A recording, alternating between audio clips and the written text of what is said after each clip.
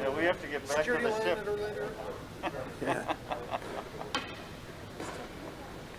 I think I'm on the live stream yesterday. Cutting in line. Driving the drag it back. They didn't, it was, I think it was a nose hit on it. I was talking about hitting the side of the rock. I think it's a nose hit. But the other two annual rocks, and there was a rock bed behind it. And they could have got the one in the back. If they hit it with enough weight, they would have just pulled that second rock onto the one in the back. I've been trying to stream or do some stuff, testing like live demos, and like so many people were on the Wi-Fi. They couldn't connect. Yes.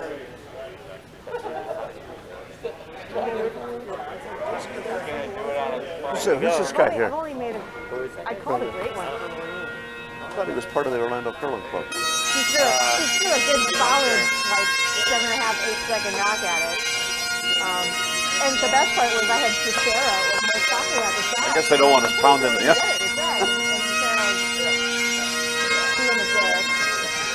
Oh, I'm on everybody's listening in.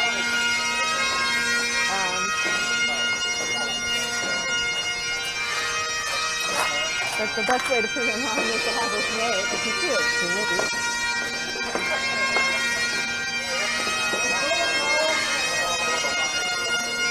Party foul.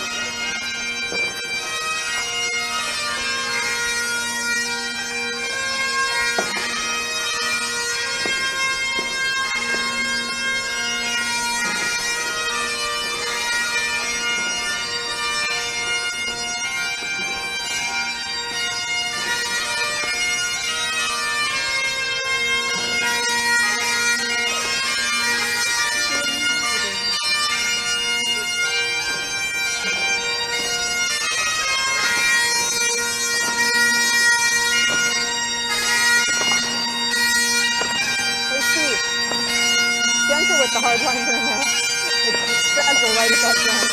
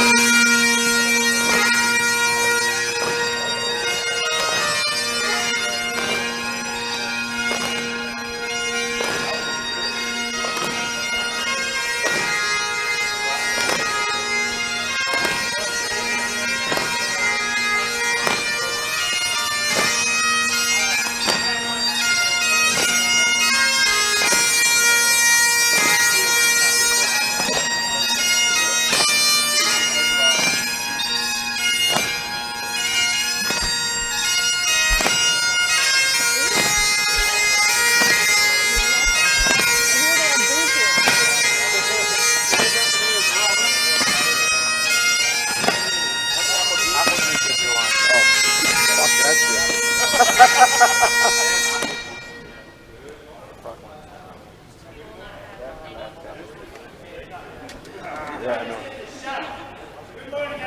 Morning.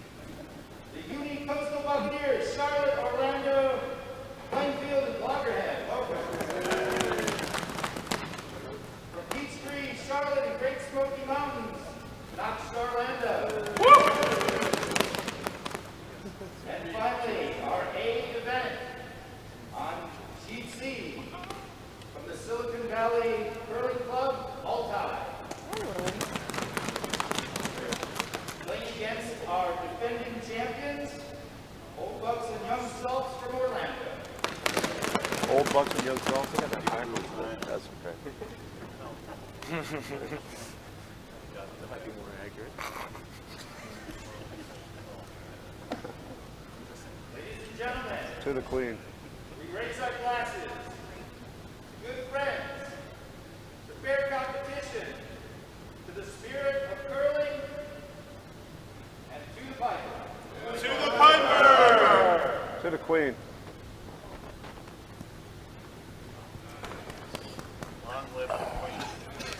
That's what we did. That's what you do with Janet. You do the thing. To the queen. Exit. Oh, now it's on. Ladies and gentlemen, the ice is yours. Good curling, everyone.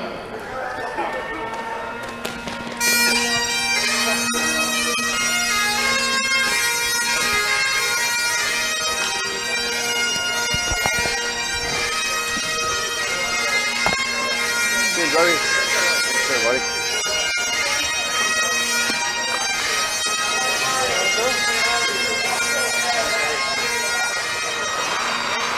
Hi, I'm Dave Horseman. Good curling. Hi, I'm Dave Horseman. Good curling. Hi, I'm Dave Horseman. Good curling.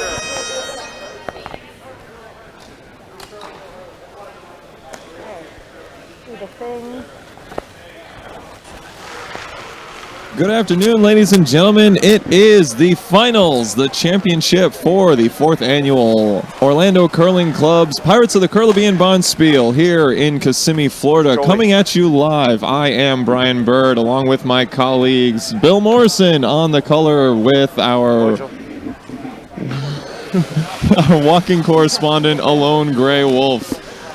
Turning the resistors and the dials to bring you all the action today is our producer and president, Mr. Jim Windsor. We'll be bringing you all the action this afternoon. It is Goliath versus Goliath, if you will. The Old Bucks and the Old Salts and Young Bucks out of the Orlando Curling Club are the defending champions, and they are taking on the family curling team from Silicon Valley Curling Club out in California. It's Altai. Should be a drop down, drag out, kick them, throw them, do whatever you got to do kind of match. Both really good teams, both make a lot of shots. So, and I would say since action on day one, probably the favorites. Would you say? Yeah, I think they both kind of played at a level that kind of separated themselves pretty quickly, and I think it was pretty obvious, despite the great equalizer of arena ice that. And shout out to our ice crew. They did a fantastic job. We've had ability to curl both sides of the house on pretty much every sheet, and there's been some quirks, which you'd expect. But, yeah, these two teams really figure it out quick and are able to execute their game plan. So it should be a really good match. As always, we will be updating you on the action all over the ice. We have all 4 event finals going on. You can also check live updates on the scores on bonspieler.com. And as we go throughout the morning, we will be introducing you to the teams, telling you a little bit about them, giving you some fun facts, and teaching you a little bit about curling as much as we can. We won't forget about the other sheets as well. Those are finals in the B, C, and D event. We will be checking in. We don't get a lot of great camera angles there, but we'll keep you up to date on the scores and any big shots that might be happening. As always, if you're with us on the YouTube stream, please chime in on the chats. We like to interact with our viewers and our listeners. If you have a comment, if you have a shout out, if you have some questions, please include it. We will get to them as best we can.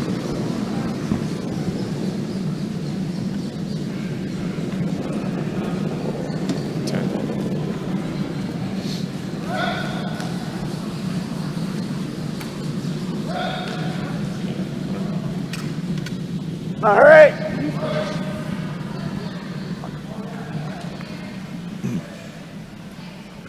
First couple stones away, both guards. High guards. Now, first draw of the day, first couple of stones of the day. Bill, what would you expect the ice to be doing, and what kind of adjustments are you going to be looking for the skips to be making? First end or two are always going to be pretty slow ice, especially in these conditions. It's usually 90 degrees outside, humidity in Florida, so getting the ice good and ready, and you got to give it a little extra. I was out there yesterday morning, I think. I would say it was more like backline to hack was going to get you top of the house to start. But by the second, third end, that had kind of come back to normal pretty quick. So I'd like to give a shout out to a couple of viewers chiming in on the chats. We have Ari with us. Good to see and hear from you, Ari. Ian Stahl, of course, giving the shout outs. And Cheryl Petty, loving the bagpipes. Those bagpipes are one of the finest curling traditions out there. If you make it to the Sunday finals at a Bonspiel, there is usually going to be a bagpiper who will march the crew onto the ice. We did post that on our social media on Facebook. It'll be on Twitter as well if you missed that. You can go back and watch.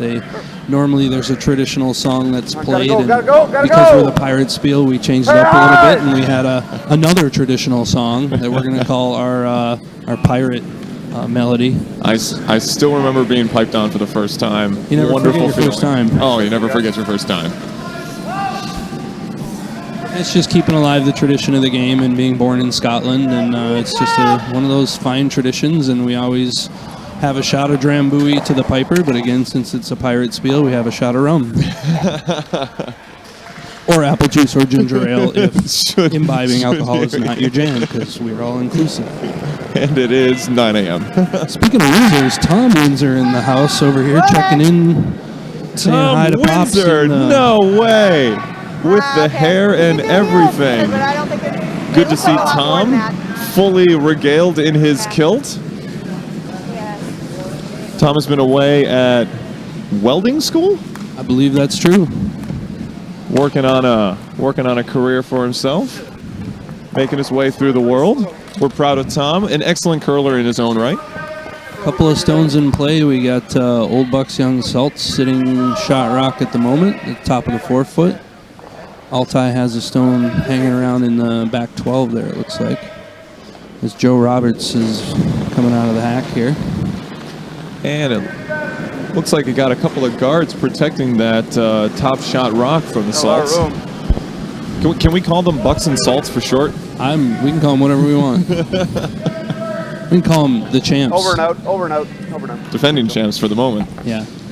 That looks like Calden made just a guard to kind of take away that draw path to keep Altai, well, kind of wide.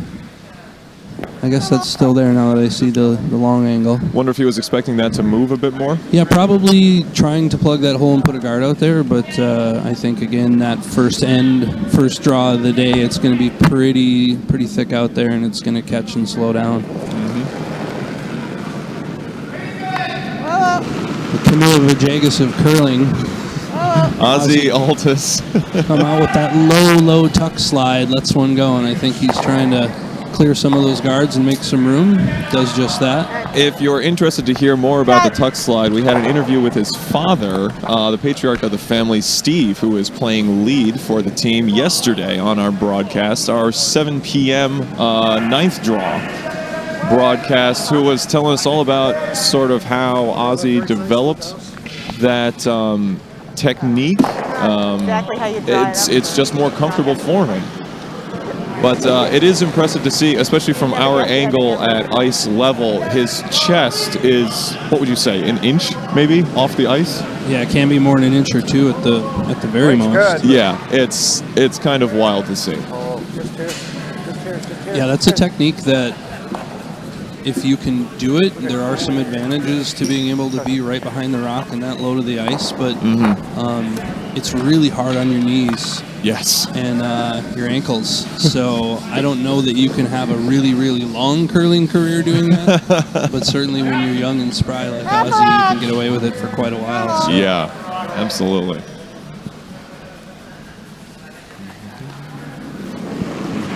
Wants to know which handle. I actually heard an interesting story about that one time. Olympic gold medalist John Schuster, as a young man, was playing in a Bonspiel in St. Paul, Minnesota, I believe is the way the story went, and was doing a tuck slide and was having some issues, and then got some advice from his coach and went back to the kind of more upright delivery and shot lights out and won the spiel. And the coach came up to him and said, if you ever go back to the tuck slide, I'm never coaching you again. Wow. And a lot of good it did him. I mean, he has a gold medal now. And he said I've never gone back since that moment. And, you know, Olympic gold medalist. So 2 different schools of thought, like I said. That probably extended John's career by quite a bit. So Yeah, and I think ultimately what it comes down to is comfort and, you know, how well can you shoot it from that position. If that's what works for you, stick with it. 100%. You got to be comfortable in what you're doing so you can focus on the shot and making it. So You have to be confident in what you're doing, too. it looks like Bucks and Salts are sitting 2, just tap their own back, and Looks like they're going to be sitting 3. Sitting 3 now. So putting the pressure on the Altus family early. Sitting 3 are the Bucks and Salts, with Zevi looking at his first shot here.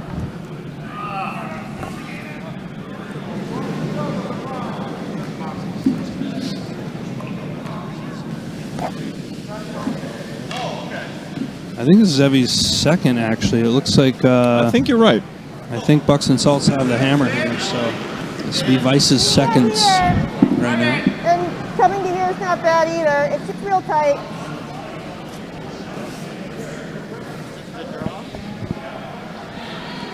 Looks like we're lined up for a hit.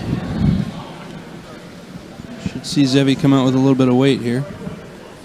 Do you think they're looking for the hit and roll with a double takeout? Maybe hit and roll on top.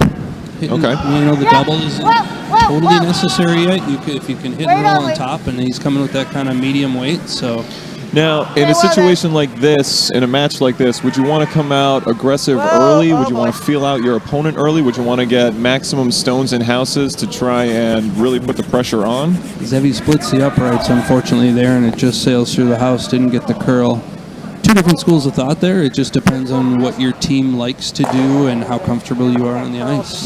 So if you feel like you've had a pretty good read on the ice and you've played that sheet a couple times this weekend, you may come out real aggressive, but I think especially in the first couple ends, it's a lot of just kind of figuring things out, and that's another, especially on arena ice, you don't get to practice really beforehand, and conditions can change quite a bit from day to day. So, and a lot of who figures out those conditions the quickest goes the long way into figuring out who's going to end up winning the match. Right, and that's why they call arena ice the great equalizer, because it almost doesn't matter. You know, we've had in past spills where brand new teams who have barely played 3 games have gone all the way to the finals, just kind of like, they don't know any better, so they just go with what they see. Exactly. And sometimes if the other teams don't catch up quick enough, they can run away with it. So great equalizer for sure.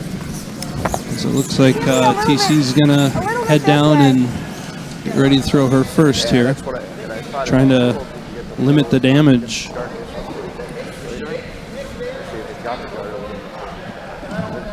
Broom looks like they're trying to hit on the center there and maybe run it back and get a double.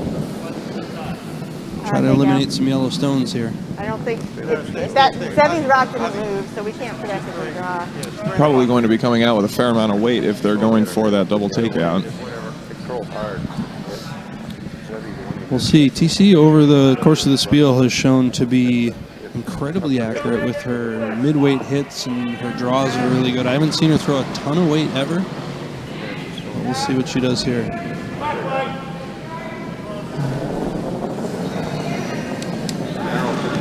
Definitely throwing up weight hit here, so here it comes. Whoa! Question is the line right? Looks like they'll get something. A bit. Pretty much a nose hit on that yellow, sends it out the back. Not sure if that's what they were going for. No, I think they wanted to kind of, again, flop over to that one in the forefoot and kind of freeze to it. And that would make the scoring area a little smaller and give them something else to hit the next shot. But let's try that. And still not a terrible result. We'll see what Papa Horse calls here. Give me about here, Sean.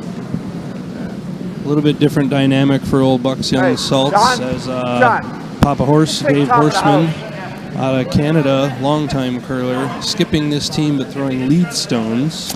Yeah, so that's not something that you see very often, but even on the Olympic professional level, a couple of examples of teams that keep their skips, or rather put their skips in different throwing positions instead of the last. You don't see it a lot, but you do see it sometime as Sean comes out here. Perfect example would be Tiranzoni. Team Tiranzoni, two-time world women's champion. And current reigning women's champion. And reigning, yeah, they won it this year. She throws third, whereas Anna Petz throws fourth. Yep, I believe that's what they do, Anna Petz. And that's just, you got to put your ego aside sometime and realize that I may be the best strategist, but I may not be throwing the best stones. You have somebody that shoots lights out. You want your best shooter throwing the last stone. So I think that's kind of the same idea here with Papa Horse. He knows the game better than anybody on the ice, I'm sure. He's been playing for 30-plus years. Coached and played at pretty high levels in Canada. Nose, right? You really need nose. But Sean throws a really good rock. And Papa Horse's stick curling now is he doesn't get down in the hack anymore these days, so it makes more sense for him to just throw those guards and let the young salts, as they were, do their thing. And nice draw here on sheet A for, it looks like 4. Looks like they got 4 for the Submariners, so big start to the game for Submariners. It's going to fall, so... That is the D event final, I believe.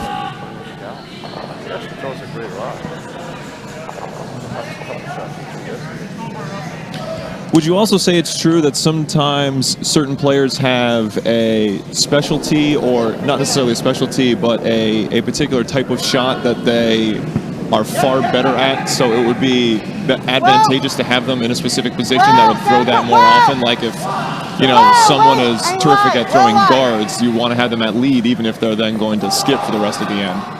Strengths and weaknesses for sure. You want to play to your strengths if you can. TC's last comes down and comes up a bit short, so it looks like young Bucks, old Bucks, young Salts, Bucks and Salts, still sitting 2 with 1 more to go to try and draw for 3 here. Yeah, definitely. You wanna play to your strengths as a player and as a team as you can, and I think at this level of a club curling, that is probably harder to identify sometimes. So people just play what they want, and play what they like to play more often than not. But definitely at the higher level, you're putting people where they fit best on a team and definitely trying to play to their strengths. Yeah, Ben Hebert is a perfect example. There's a reason he throws lead. Right. Yeah. There you go. Yeah, because he's amazing at it. Well, and at that level, you've got some of these guys too. Brett Gallant, Colin Hodgson. Sure. These guys, your Matt Hamiltons of the world. These guys are some of the best sweepers out there. Right. So you see the big boys bearing down. Yeah. They're plenty keen to just focus on that part of their game as well, and they have their shots they know they're good at. They like playing front end, and they like bearing down on the broom and getting after it. So. It was just 3 for the Submariners on sheet A, so we got a 3-0 lead there to start. And it's the old Bucks and young Salts looking to replicate that with this final shot. I want you to throw what you want to Just trying to decide what they're going to play. They'll line it up and let Sean Novosad send it in. I think it would just be, well, I guess the draw path is kind of blocked, so they're going to have to come down that center path, maybe even a little reverse handle, and try and chip off of that red in the center, or kind of just scrape inside of it.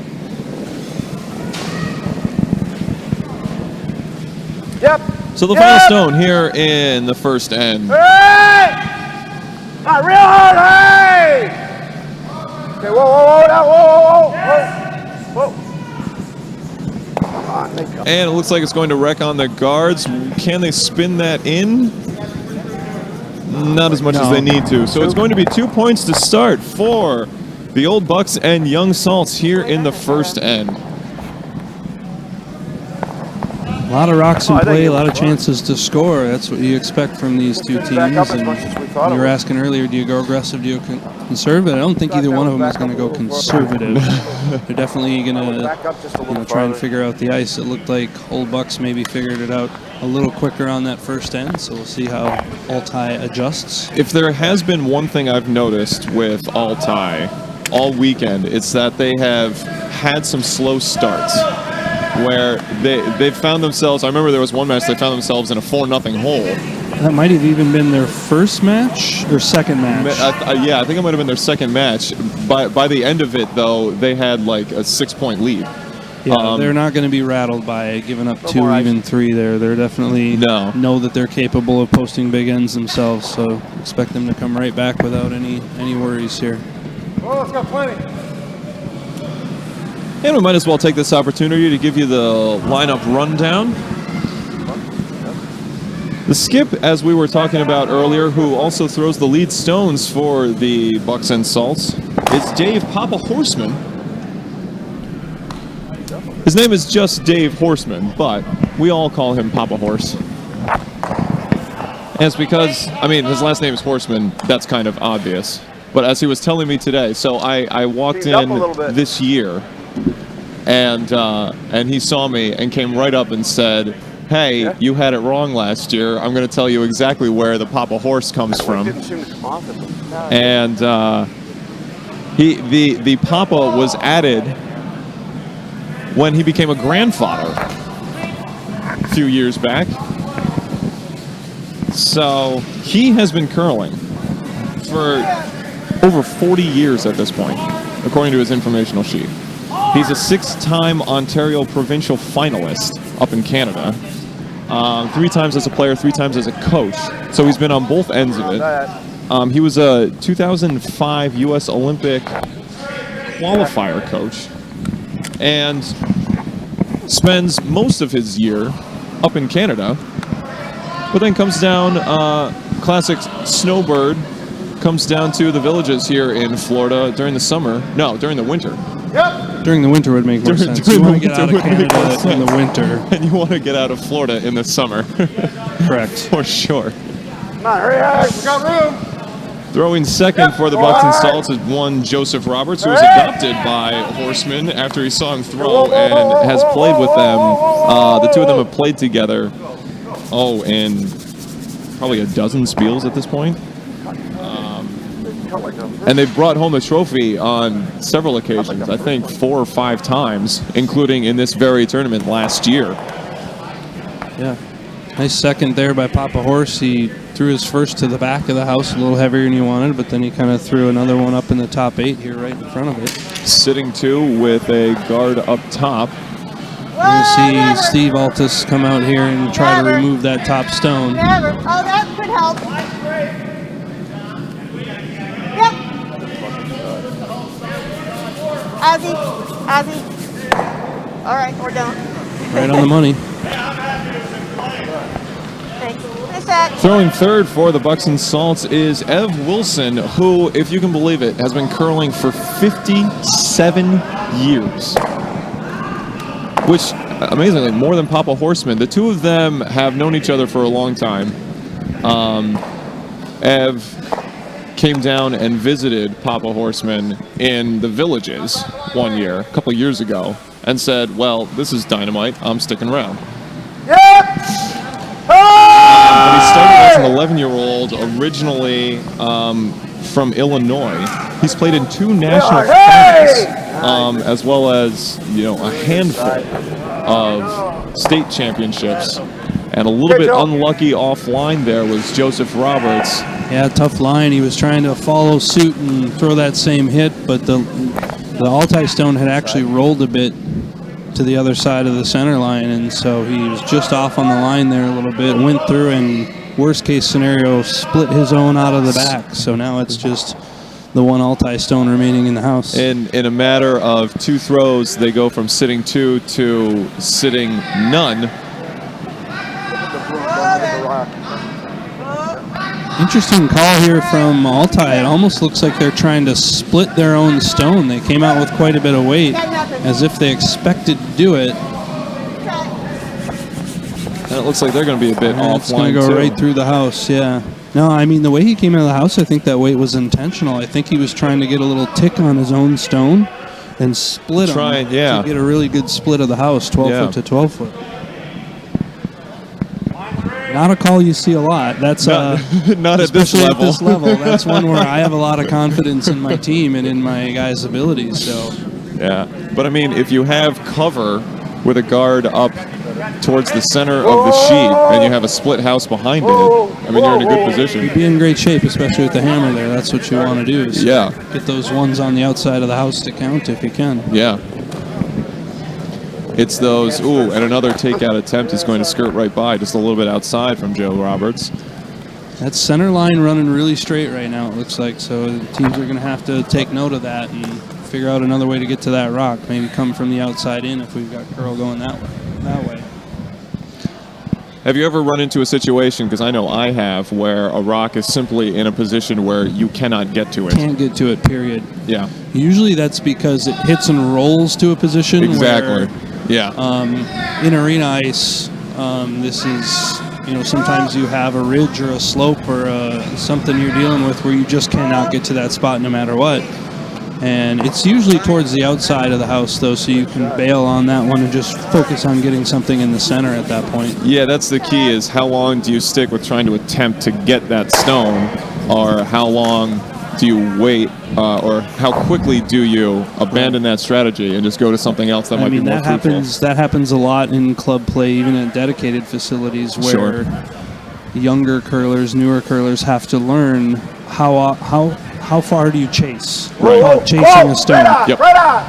Your opponent puts one in and you think, I got to get rid of that. Right. And a lot of times if it's out toward the wings, you don't got to get rid of it because play is going to come back to the middle anyways. Right. And you should really kind of ignore those stones and just focus on setting up the center instead. But a lot of newer curlers have a tendency to just chase, and they'll go after it and they'll miss it 3 or 4 times, and now you've just burned 4 rocks. Right, and that's the thing, is you can really waste a lot of shots and put yourself in a much bigger hole if the other team is putting rocks in play. The way Everett Wilson just did with his takeout and First time you roll. just come out, you look at the rock and go right at the rock. And finally, rounding out the Bucks and Salts team, throwing fourth, the final stones, is Sean Novosad, originally from Elora, Canada. I'm going to get my research team to find out exactly where Elora, Canada is. It's actually in Northern Ontario. I spoke to Sean yesterday. You spoke to Tanya?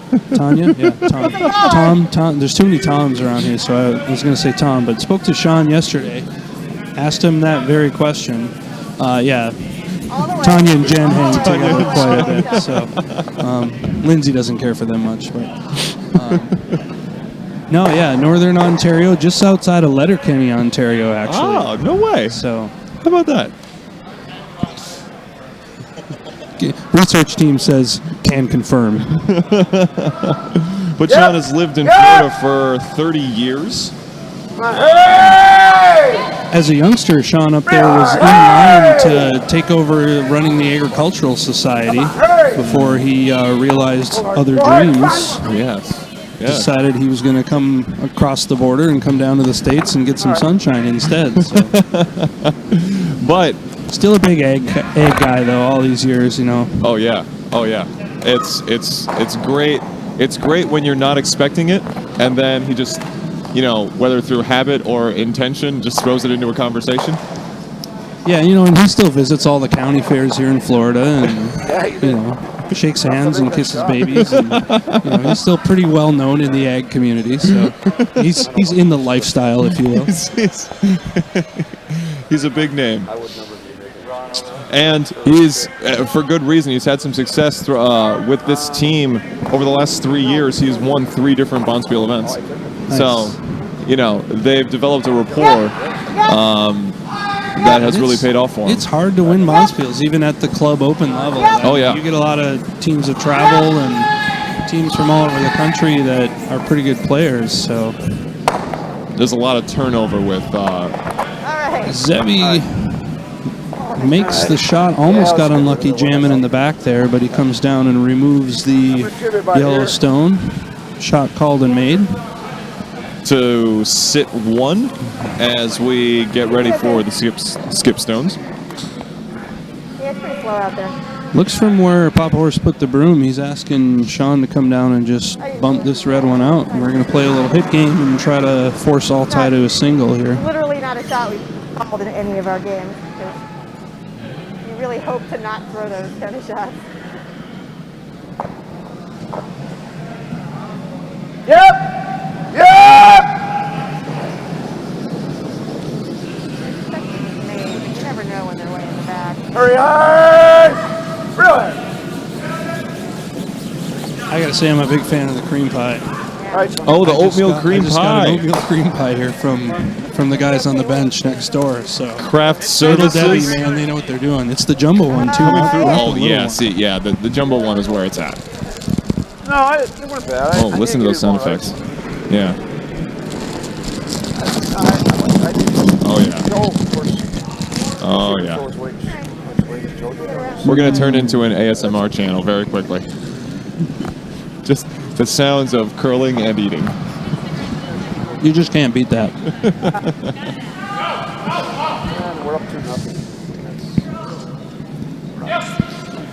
You don't have to steal. During all that, Sean makes the hit, sticks around in the back of the 12, so TC coming out here. Not sure if she's going for the same thing, a little bit different broom here, but Coming out with a fair amount of weight though. yeah, definitely. Oh, I'm sorry, no.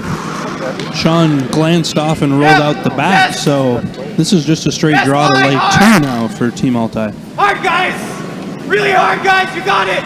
You So got you it! want this to be top house? Take the shooter, Ooh, take they're the going to shooter. wreck on the guards. Can they spin it in though? They still do, yeah. It looks like they can. So sitting 2 is Team Altai. Yeah, we're getting both. Looking to tie things up here. Pretty good spot there because you do want to be top house. That's exactly what I was going to I don't want ask. to be blocking the draw path, so they want to be on the right side of the center, which they are.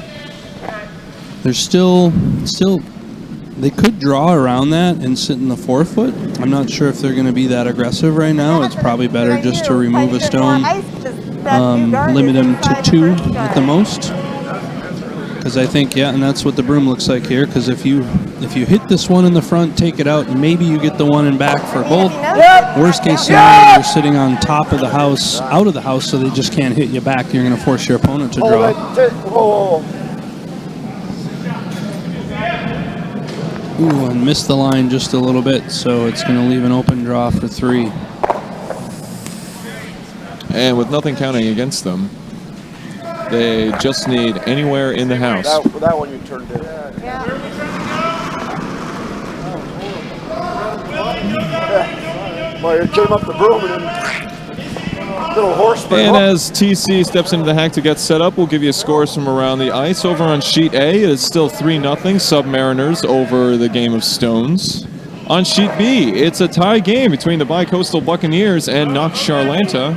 And over on sheet D, it's the Freebooters with a 3-0 lead over the Cape Peach Cod Tree unit. Or, as we know them, simply Cod Tree. You can grow a cod tree, I heard. Yes. Yes, we will definitely give you the rundown of that a little later today. Good shot.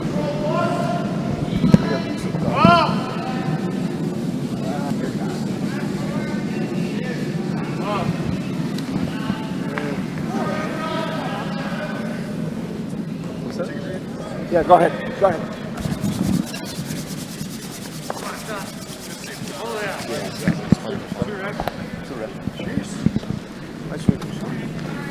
And the draw is going to come into the house for a 3rd point. It is going to be a 3-2 lead for Team Altai as we finish up in the 2nd end. No fear, no fear. We knew they would shake that first end off and adjust quickly, and as they've done almost every draw here. So. Yeah, throughout the entire tournament, that is exactly what they have done. Finals attracting quite a lot of attention here. We've got a lot of fans in the stands. We've got both. I mean, it looks like a hockey game. We've got both hockey benches full end to end. Got a handful of people over in the bleachers on the other side. Really good turnout here. I'd like to give a shout out to 37 Mirokusama. That's Miroku-sama. Miroku-sama? Yeah, Miroku-sama is our Japanese friend. Okay. It's been came to visit, I think, 3 years ago. Oh, it's fantastic. Yeah. Love to have him in the chat. He goes by Hai. Is his name? That's great. I can't say his last name, so we call him Hai. Okay. Which is easy because in English, Hi means hello. So he's Yes, Hi. it does. Hi. Hi. So, yeah, real good guy though. That's great. He's a big gamer, which he gets along with a lot of our members who are also into the gaming community. Very good. Yeah, he came. He promised he'd be back. He's hanging around Tokyo right now. Summer Olympics. He was texting us the other day, and he can't really get in. But Can't get in, but yeah, they're watching him on the sides of the stadiums, doing what they can. But oh, that's awesome. He's pretty fired up about it. Nice.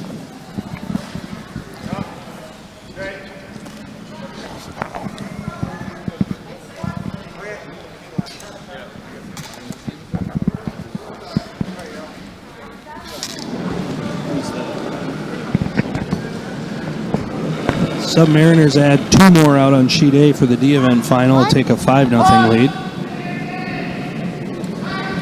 And let's take this opportunity to give you the rundown for Team Altai. It's the patriarch of the family, Steve, throwing the lead, followed by the youngest of the sons, Ozzy, who we've already talked about his delivery.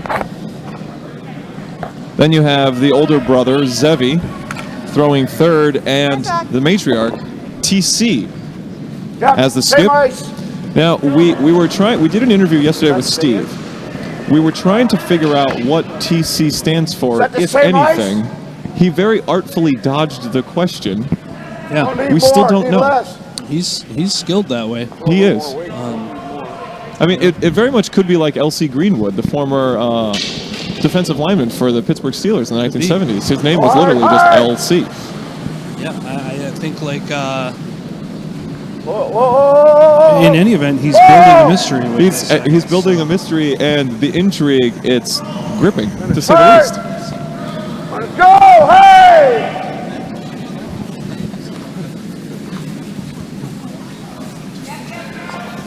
Yeah. It's possible maybe her name is Teecee, T-E-E-C-E-E, and that's just not short for anything. It's her name. That would be why. Well, I was asking Zevi the other day if his name was short for anything, because it sounds like a nickname. Could be a nickname, right? And it's not. His name is just Zevi. Okay. And I told him that I loved it. And he said, yeah. I think it's not terribly uncommon Hebrew name, maybe. That could be. See, I could believe that. And just not being as familiar with the culture and the language. Whoa! Yeah, sweet! Yep! Bringing it full circle, our research team tells us that Zev actually is Hebrew for wolf. No way. So Zev, so he is Wolfie. So he's Wolfie, which firstborn, Wolfie. He looks like a strong baby. I get it. Let's call him Wolfie. Yeah. Love it. Absolutely love it. Wolf can confirm. Looking at the setup here, I think it's young Bucks and Salts sitting 1 right now, just outside the top of the 4. That last stone for Team Altai coming up a little short. I think they wanted to come down and maybe sit on that one. So Joe Roberts throwing his second, I believe, here. Whoa. No, maybe that's his first. Now, something else I have noticed is that the Bucks and Salts, it seems like, have made more of an effort to play towards the top of the house, whereas Team Altai has had more than a few stones towards the back of the house. Is that a strategic decision? Could there be advantageous positions to being at the top of the house versus the back of the house? Definitely an advantage to be in the top of the house. I don't think you're trying to play to the back of the house. I think that may just be figuring the ice and the weight out, because if you're in the back of the house, you give your opponent a chance to sit down and freeze on top of you. It's not what you're looking for.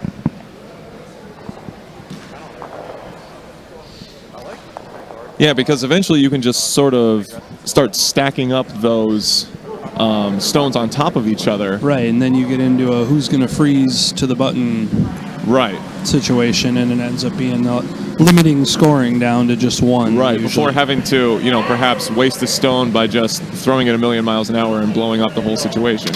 Starting over again. Ah. Okay.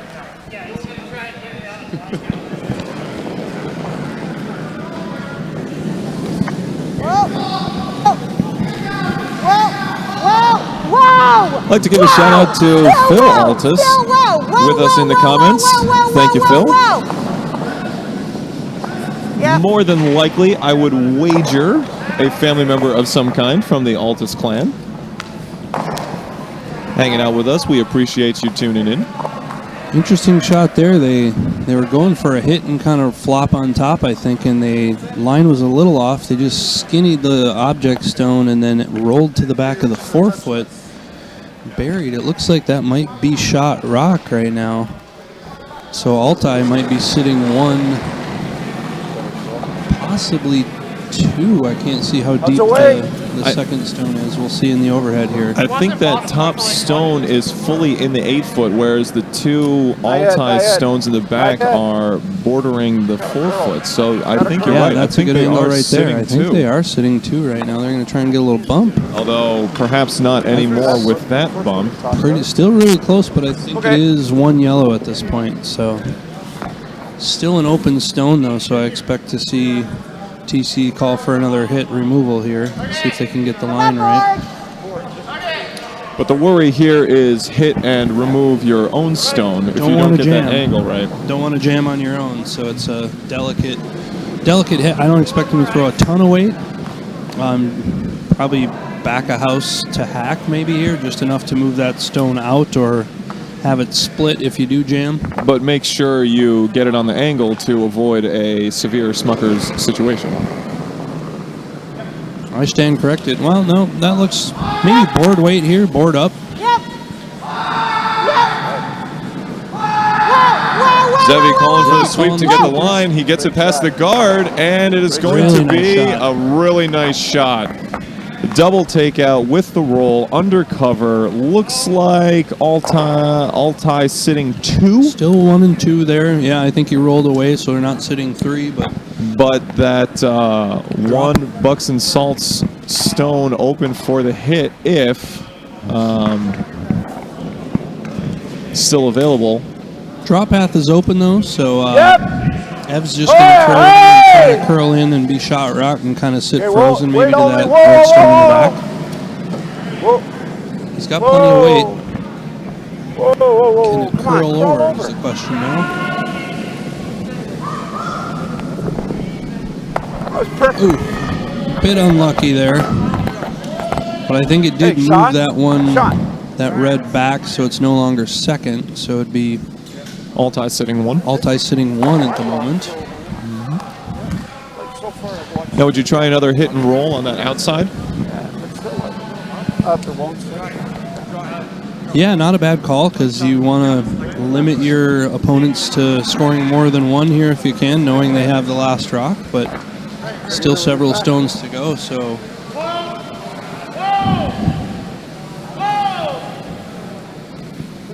And since Zevi threw a pretty successful hit and roll last shot, maybe give him another one. Lots of room. This feels like more like it was the draw call, though, trying to tuck another one in. Zevi thinks it's back line right now, so they're going to kind of nurse this one in. I don't know about back line. Looks pretty good. Looks like pretty good T-weight to me. Yeah. It puts it right on the back of the 4-foot. Back of the 4, they're sitting 1-2 again, but still leave the open draw there. Yeah, draw to freeze or draw the top of the button here would be really good for Bucks and Salts. So Ev again, a little heavy on his last draw, is going to come out and look to do. Lot of room. This looks like he's trying to thread the needle and perhaps sit right on top Sweepers are off the whole way, so this one's a Might get to little the other heavy. side well too late, I guess. But if it can check up here, they might be all right. Come on over. Crawl, crawl. Try and sit right on top of the stone Zevi just threw. Just rolls away and sits on his own. Ooh, that, if it sticks there, it might be one red, but it also might be worth a measurement. We shall find out in a couple of stones if that's still the case. I think you're going to see TC try to draw right down to that yellow stone now and cut off the scoring area here. So take those two yellows out of play. But once it got there, I thought, yes, we fine. But that red one back here.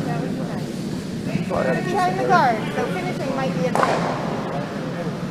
Ozzy, you might have to help Steve know when to see. I do think it's so.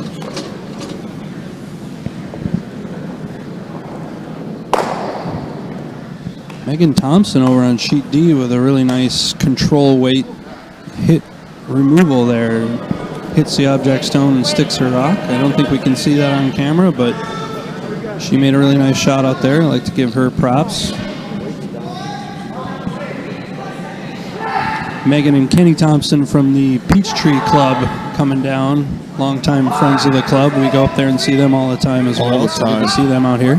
Kenny Thompson, a joy not only to be around, but to talk to, if not purely for his Scottish accent. Absolutely. I was going to say, if you can understand what he's saying, he's a great guy to talk to. Not to be confused with Glenn Howard. He looks like Glenn Howard at a glance out here. So that threw me off quite a bit the other day. So what's we were thinking about having him on for an interview yesterday, but we weren't sure that it would translate. It would translate well, and Megan was not available to be there to be the go-between at the time, so we decided to scrap the whole idea.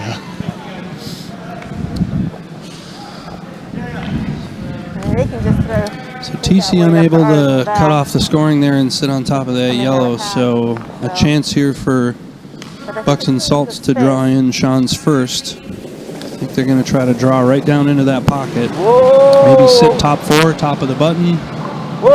This one looks a little heavy though. Sweeper's staying off it. If it's the right line, it may end up in an okay position. Calling for the sweep is Papa Horse. Really nice shot there. Another way to do it. So it ends up sitting shot rock. It's another way to do it, I guess. And that's the benefit of backing. Right. Well, and now you've taken that red out of the play. You are sitting on the back of the button, so you're going to give TC an opportunity here to kind of own the button And literally do the you out. same thing that you just did. Yeah, so it's a little heavier than they wanted. I think they wanted that to be top four, top of the button shot. That redstone on the outside of the 4-foot that's shot rock is going to be tough to get rid of, so I don't think that's ever going to come out of play here. But Now, Bill, if you were skipping, as you often do, a position like this, what kind of shot would you call? I think this is a no-brainer here. You got to follow that same rock, and you got to sit right on top of shot rock here. I mean, we've seen that line a couple of stones in a row here. It should be pretty easy to negotiate. Well, as long as the weight is right. It's never easy because there's guards up there, so you got to come through that port between those two red. Well, meaning easy to position the broom, and I think we are, but she should know the line. She should be fairly comfortable throwing this shot, and she's had really good draw weight all weekend, so I expect her to be really close to making this shot. Well, I'm kind of expecting it.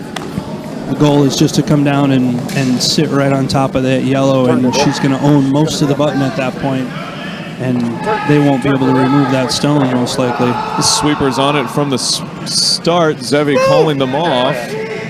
She turned it in. Is it going to squirt through? It is. Kind of heavy. It's got a curl. Looking okay. Ooh. Yeah, just didn't curl up quite enough. A little bit too much weight, and so it kind of squirts out to the side there, and it leaves. Hits on the angle instead of the nose. Yeah, you needed to be nose there or light enough that it just stopped on that angle. And unfortunately, she just gave it a little too much, so it's going to roll off to the side and give Bucks and Salts a chance to get two here. It looks like two. What do you want to do? Try and for hit sure. that? the opportunity at least.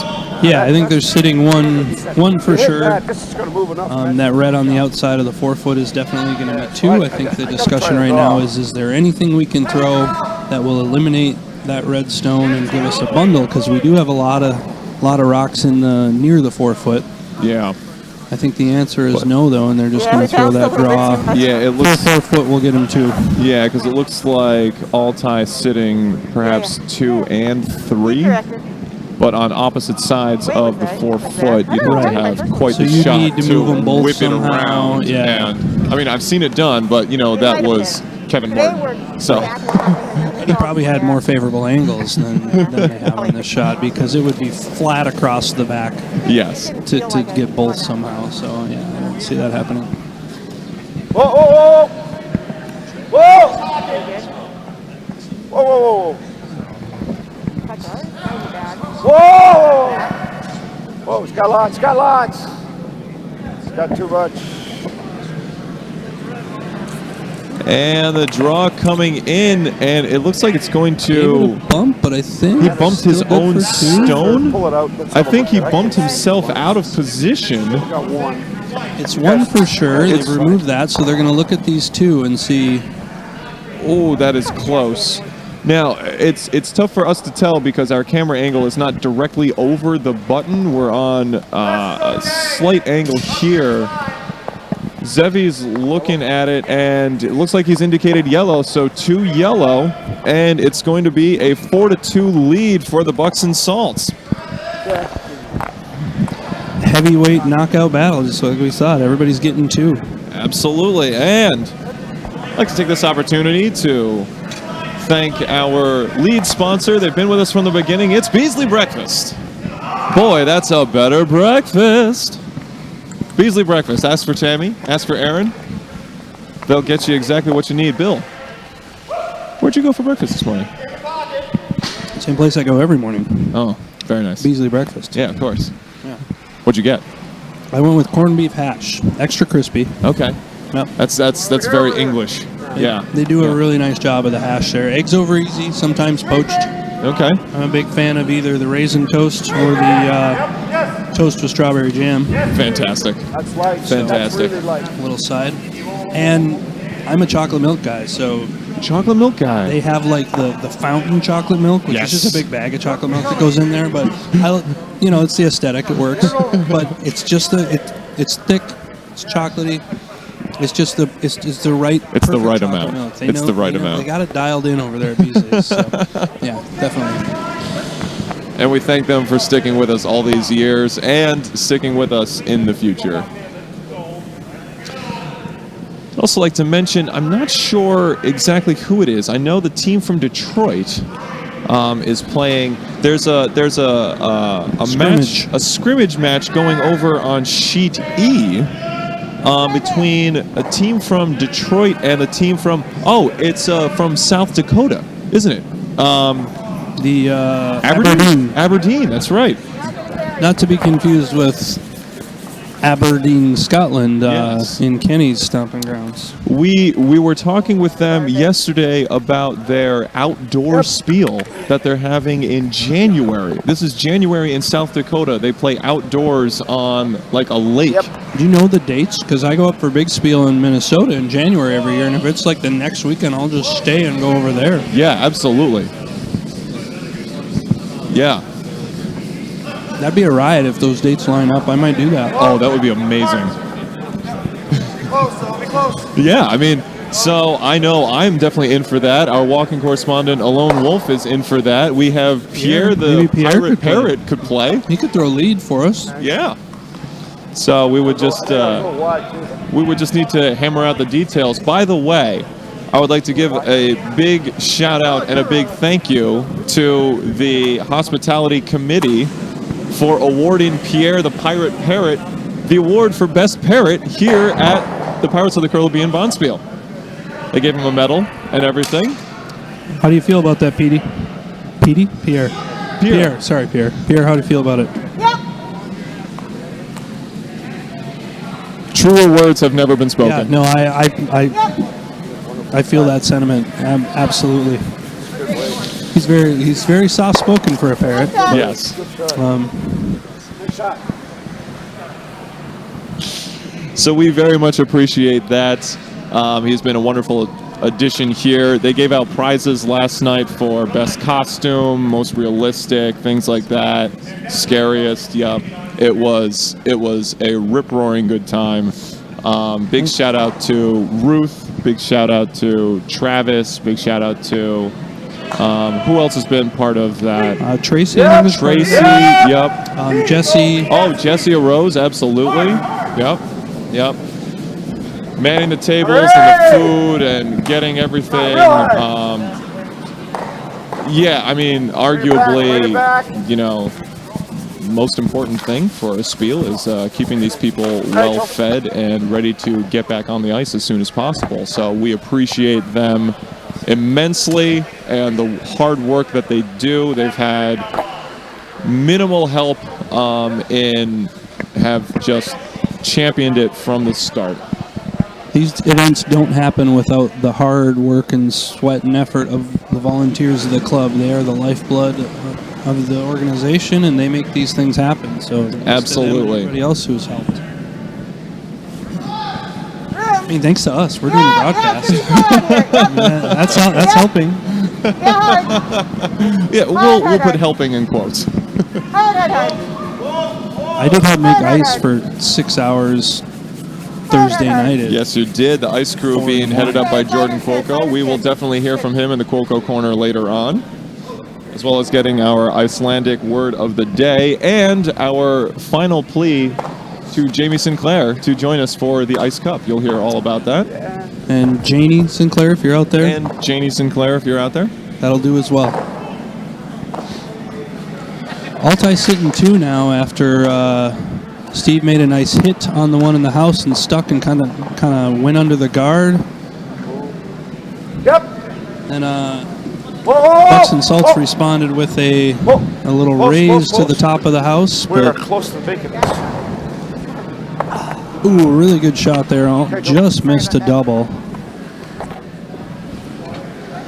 But Joe removes the stone from the top of the house now, and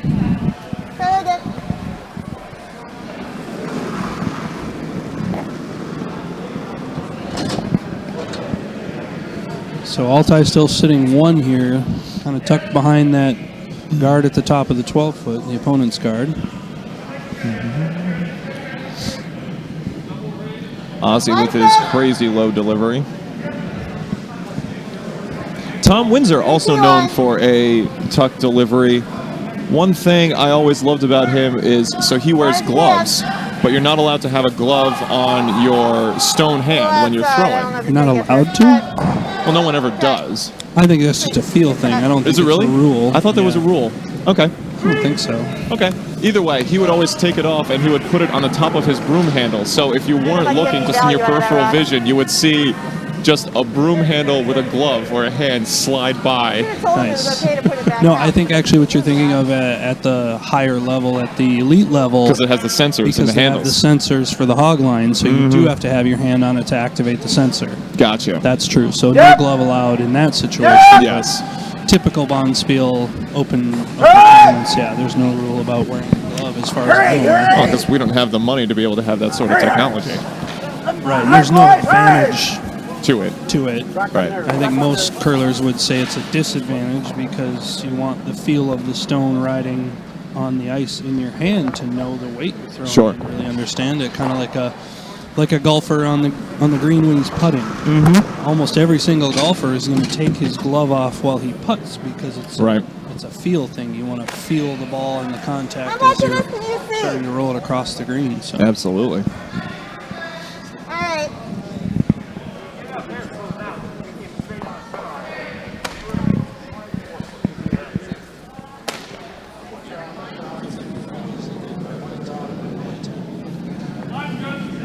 Right, but we only play.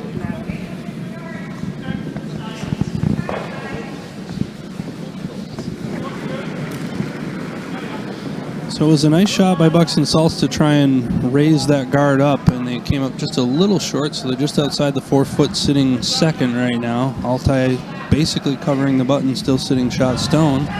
as Zevi's releases his first rock. Definitely his first rock. Yep. Looks like a guard. They're just going to try and plug the middle. Yep. Yep. Yeah, it's over Perhaps try curling and tick off of the... Ooh, it just goes by. Might Just have goes by. overcurled a little, but yeah, that yellow at the top of the 4 is, or top of the 12 is still gettable, so they can still play that kind of tap back again if they want, which it looks like what Papa Horse is called here.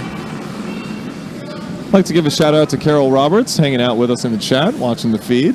She says, "Go Joe." I'm gonna guess a Go family Joe. member. I'm not going to speculate on which family member, but I would say, judging by the last name, fair guess. Fair guess. Yep. The Roberts family, though, true story, is a descendant of the Dread Pirate Roberts, keeping a full circle with the pirate theme here. That's fantastic. I did not know that. And I believe it was Ann Pettinger from the Windy City who was named after Anne Bonny. Oh, look at that. Yeah. So, pirates. Really good try on that bump up here. Right. Just got the angles If off it's a not little bit. Here, it has to be here. It So, can't be here, okay? Bucks and Salt's going to be sitting Here. second and third right now. Still can't get to that shot stone on the button. They've set up a little bit of an angle there, so it's going to be tough now to bump that back. They're going to have to come up with another strategy, I think. Mm-hmm. I gotta throw it on line and get it to the hole. Yeah, the Dread Pirate Roberts is not necessarily somebody you want to be related to. I mean, he wasn't, he was a pirate, so he wasn't a real good guy. Okay. But not known for Bye. Yep. leaving anybody behind. So That's very true. he was Other- pretty bad. Other than Okay, whoa. Tails, just Hard, Sean. to set the fear in the hearts of those who had yet to come across him. Exactly. Okay, And that shot from Zevi is just going to slide on by. Didn't quite get the movement he was looking for. back on it now. It looks like Papa Horse and Sean are discussing the double raise. Pirating is a tough work, though. I mean, Oh, very much so. people think a pirate's gone soft, and it's nothing but work all the time. I know. You know, you go easy on one guy, you get a reputation, and it becomes a real problem for you. Yeah. People don't take you seriously enough. Exactly. They start invading your ship, you know, I think they think they have mutinies and enough room to whatnot. I think they are looking at some way to tap this up and move that red rock off the button. No, I don't know if they can see enough of that rock. The angles are tough. I think it might even be Yeah, we'll see.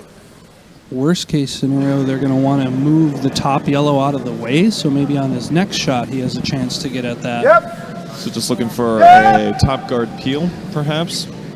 It's pretty soft weight. I think they're just trying to nudge one back here. Draw into it. Whoa, Looks chip like it's yellow going and to then wreck bring on that ours top over. guard. Yep. Okay, that's fine. Try.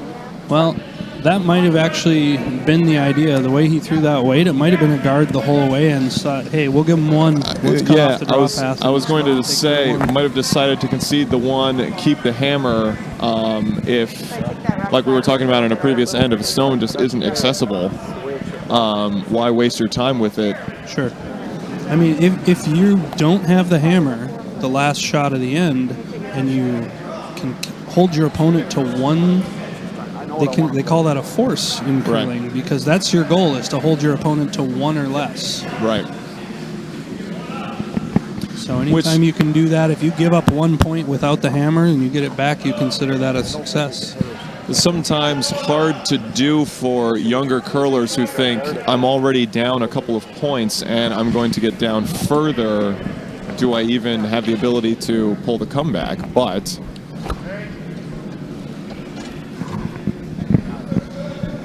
Yeah, Nick chiming in on YouTube chat there. We are a wealth of knowledge here. A fountain of youth, if you will. Ponce de Leon. Yeah. Yeah. Local St. Augustine pirate, talking about another pirate. That was he a St. pirate? Augustine. I don't think he was. No, a he was pirate. more of an explorer. Yeah, but explorers were all basically pirates. Well, back I mean, then, to weren't an they? extent, I mean, yeah. Columbus was a bastard. So I mean, certainly once he got He should be to what called he a pirate. discovered, yeah. Pretty much the path right But yeah, Ponce de Leon was sort of in the realm of Jean-Baptiste Point de Sabel. I can't argue with that, mostly because I don't know who that is. But TC with her last here. Her first. First? Her first. Oh yeah, the rocks are tucked away in the back. Sorry. Her first. She's going to try and open up that draw path, I think, here. Yes, line! She's not going to fuck this She up. thinks she can get through the port. Yes, line! She just fucked it up. Whoa! And I'd like to give a shout out to perhaps another member of the Roberts family, Joe Roberts, telling us about Joe's ancestors were, looks like U.S. Navy, World War I, II, and Vietnam. So a long history of aquatic activities for the Roberts family. Yeah, appreciate all their service. Of course. That's a way to flip the script when you have pirates back in the family like that, like the Dread Pirate Roberts. It's You know, the later generations often have to make up for the early hey, ones. they're like, hey, we are not him. Yes. He was well before us, and you know, we learned from it, and we And do this better. is what we are now. Right. Exactly. This is like Seeley Booth. Remember where that broom was? Perfect example. You know, FBI agent, Yes. good guy, really, really good guy, descendant of John Wilkes Booth. Yes. Famously known for Yep. You know, Ford's Theater. Ford's Theater. Exactly. Yeah. The Yeah. assassin. Very, So- very poor actor. Trying to draw. Understand your history, learn from it, Yep. and do better. Do you know the date of that particular play or what the play was? I think the date went well. Definitely halfway. But I wasn't there, so Yep. oh, I mean, Bill, you depending are on- too much. depending on your perspective, the date went well if you were John Wilkes Booth. Booth You know, I'm sure he had that date marked on his calendar for for a long for time. a while. The question is, did somebody put him up to it? I don't think we'll ever know the answer to that. Or No, it was his idea. But the play was Our American Cousin, for those who do not know. A British play. Just got drawn a button. And we come down to TC with the hammer throw. Still sitting one. You got to think they're going to try and draw in for a second point yeah, here. straight draw here. That path is now that path open. is wide open. If they can just get full 4 foot, maybe half 4 foot. Yeah, I don't think you just need to bite a piece of the fourth. Well, It's hard to tell from this angle you where did that tap that one second up, so it stone might be is. biting. Yeah, you might need half the 4 foot or better. Or even just get a little rub off of that yellow in the 4 foot and kind of spin around it. You might be okay. So.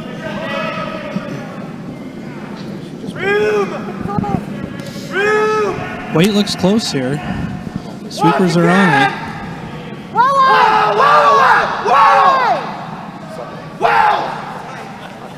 Doesn't matter if you're sweeping it. If you're sweeping it, Gonna come up just a little short there. So it's just going to be a single point for Team Altai. And they are going to cut the lead for the Bucks and Salts in half. So it is going to be 4-3 as we take our fifth end break. And welcome in for the Cuoco Corner. It is Jordan Cuoco. Jordan, how are Cuoco's you? Corner. Oh, hey, good morning, everyone. And how are you this morning? You know, my work is through mostly, so I am feeling great. You have to be happy about that. I am so happy. How much sleep have you gotten in the past 3 days? Like collectively 3 Collectively, hours? I've had, 9 hours sleep in 3 Dale. days. That's not enough. Yeah. We'll take this opportunity to update the scores throughout. Over on sheet D, we have a 3-2 lead for the Freebooters over the Cape Peach Cod Tree unit. Over on sheet B, it is 4-1 in favor of the Bicoastal Buccaneers. And over on sheet A, if I can just get, it looks like it is 5-2, 5-3 in favor of the Submariners. So, Jordan, we were talking about wolves earlier, and I think that might be the sure. perfect segue to Great our animal. Icelandic word of the day, which is Oh, wolf is wolfish. Is that it? wolfish. Wolfish. Ulfrisch. All right. I like that. Oh, I'm sorry. I am very glad that that will be my last Icelandic attempt. I'll give you another one off mic. Let's go that way. No. I haven't put No, yeah. Jordan, you worked really hard this weekend, and I think it paid off because I've gotten a ton of compliments on the ice. It's our first year in this arena. We got a new scraper. We didn't know what to expect, really, but the ice came out pretty well. Tell us about your preparations and what we did here. Yeah, absolutely. This is a big shout out to the Heroes family. The scraper is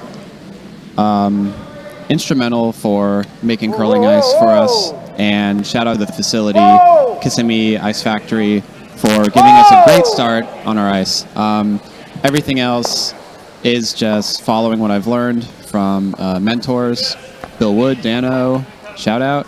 And they've made ice for us in the past, and it came out nothing like this. So, you know, it really matters the ice that you're handed.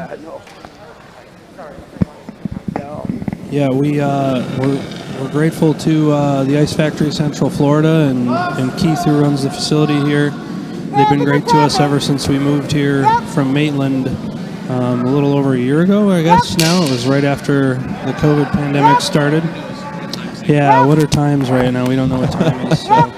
But yeah, this has been a great facility for us, and we spent a lot of hours pebbling and scraping and getting it as good as we could the other night. And yeah, the key, I think, was to get the ability to get to both sides of the house on every sheet, and I think we can do that right now. And for an arena, we can't ask for a whole lot more, right? Yeah, I'm very excited that we can do this for the athletes, and I think that's going to make them want to come back. And, you know, I want to curl on this ice next year for sure. Yeah, arena, you don't want to get it perfect. You still want to have some quirks in the ice because that's what arena curling is. As we set this up, looks like we've got one counting right now for Altai, a couple of guards up there, as we kind of see how this fourth end starts to set up. Now, Jordan, the last part of the Quoco Corner is, of course, our pleas to one Jamie Sinclair. Correct. We have put together a team to go up to, what was the name of the town? Akureyri. Yes, Akureyri. Up in Iceland, they have the only, that was my final attempt at an Icelandic word.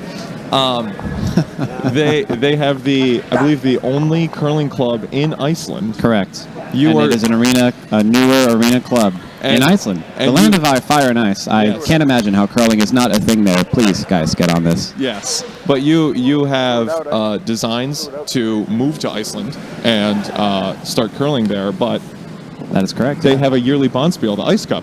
The Ice Cup. And we have decided to put together a team, you, myself, and the walking correspondent, Alone Grey Wolf, to go invade Iceland and compete in the Ice Cup. We just need a fourth. Jamie Sinclair, if you're listening, if you can find us, get your people to get in contact with our people. We need a fourth. We need to fill out our team, and we need you. We also need to get the Quoco Corner to be part of her Curling Up with Jamie. Absolutely, yes, yeah. Segment. Might be a little heavy. So, and if you're listening, Janie Sinclair, we would take you as well. I'll take that. Yeah, if you're out there. Yeah. I mean, we know you're out there, so just come on. Nice shot there from Team Altai after after the miss on the hit attempt prior. They sent one down, just kind of kissed that rock in the top of the 12-foot, buried it completely under the guards, and then rolled off to the side to sit two. So, real nice shot there from Zevi, I think. Looking to really take control of the match. Well, Jordan, we appreciate all of your hard work. We appreciate everything that you have done to get this place ready for us to curl. We appreciate your Icelandic knowledge, your informative segments on ice making and the Quoco Corner. We love you. We miss you when you're not around. Real hard. And we would just like to, thank you one last time for everything that you are, everything that you will be, everything that you have been. Thanks, Brian. Thanks to everyone in the booth.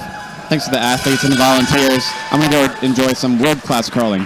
Excellent, excellent. Your final Cuoco Corner of the 2021 Pirates of the Curl-Ribbean Bonspiel. We'd like to thank Jordan and all of his volunteers for the ice work here. You might have heard some cowbells and some cheering. Looks like we had a great shot over on sheet A. Bill, were you able to see that? From the booth, I tried to see. Red obviously scored because they're setting up to shoot here. They haven't hung the score yet, but the angle on that end of the house is cut off by where we are in the booth. I can't see it, so not sure what happened there, but we'll update you when they hang the score. Absolutely. Meanwhile, in our feature match, Papa Horse was able to finagle a stone right on the edge of the button there, perhaps about half guarded by the top stones from Team Altai, to sit in one, and it is Joe Roberts in the hack, and you gotta think that they're gonna want to take the momentum back after giving up one in the previous end. Looks like he's trying to draw around here and sit two, trying to draw top of the four. Waits really close. Perhaps a bit. Good, Joe. And a nice Touch shot heavy, there. bumps their own, but I think they're still sitting two there, so. Well, perhaps as TC is indicating, enough of a split between the two stones that a solid weight in the right angle could pop them both out. Yeah, I think just inside a nose here gets you the double. And it's wide open. I guess we thought they were buried from our angle, but those guards are off the center line a little bit, so I think she does have the room to get there, for sure. Yeah, it looks like from this angle you can see probably about 3/4 of the rock. Still first half of the end here as well, so.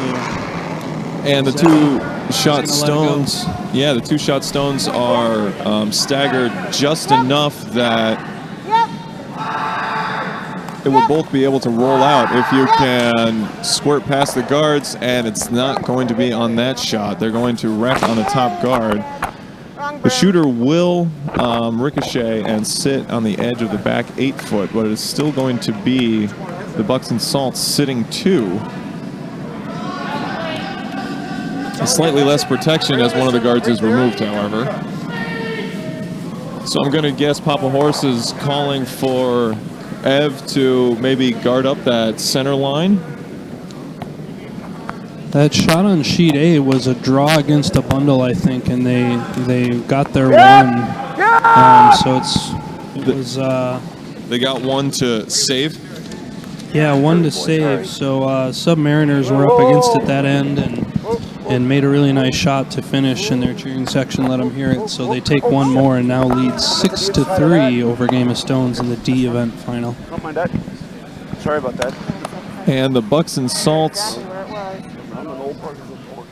able to put another stone in the 4-foot, this time bumping and rolling their own stone, so it's completely under protection from that guard. But you may have seen there, Papa Horse, as he was backing up, kicked and moved the red stone of Team Altai.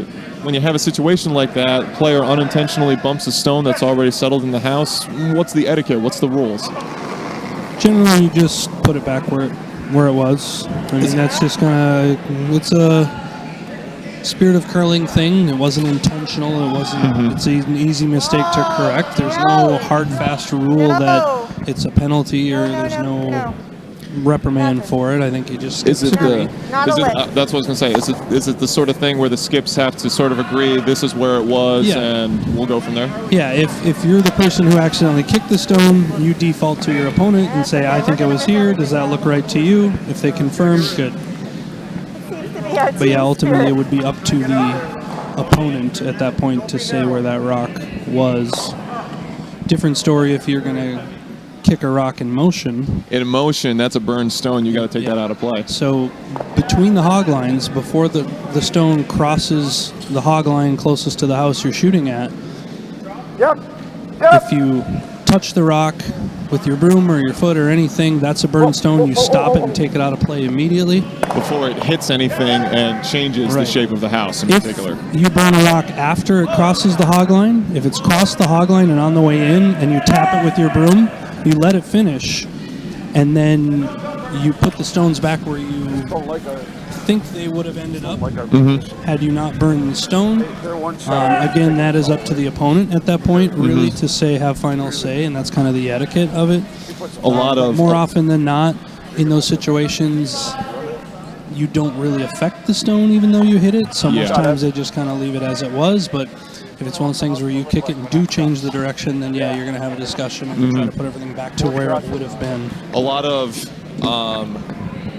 etiquette, a lot of gentlemanly sort of almost golf style unwritten, this is how we do things in curling. Yeah. Especially at bonspiels like this, we don't have officials or anything. Everything is self-enforced. We set the rules and we make sure all the skips know what the rules are, and then it's kind of up to them to follow it. And you know, certainly when you first start to curl, one of the learning curves that you have to go through is all those different little etiquette things. I know in my early days was pulled aside, hey, don't touch the opponent's scoreboard sort of deal, you know, don't do this, don't do that, and you just take it in and say, okay, got it, and then pass it on to the next person who, you know, might be brand new and might do the same thing. Yeah, TC here was trying to draw down to shot stone there and came up light, unfortunately, and that's going to be guarding the 3 actually now is Bucks and Salts is sitting 3, so that was a tough mistake there. Looks like they're looking to put one more top 12, maybe top 8 to cut off the draw path and maybe even count against that back team Altai Stone to be sitting 4. Yeah, I think they need to be biting the 8-foot to be sitting 4 here, but looking at a possible big end. This could really break the game open. Especially as we are slowly starting to run out of time. The match is set at 8 ends, and an end is where each team has thrown all 8 of their stones in one direction. You count up the score, and then you throw back the other way. Think of it like an inning in baseball. Big score update, though, on Sheet B, the bronze medal game. Knox Charlanta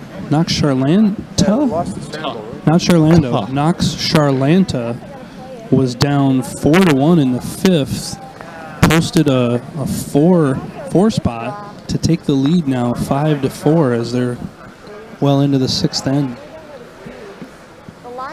Still 6-3 on Sheet A after the nice draw against a bundle by Submariners. Sorry. And over on Sheet D, it looks like the C event final is... The Cape Peach Cod Tree has taken over the lead with 4-3 now. Back-to-back 2-point ends over the Freebooters.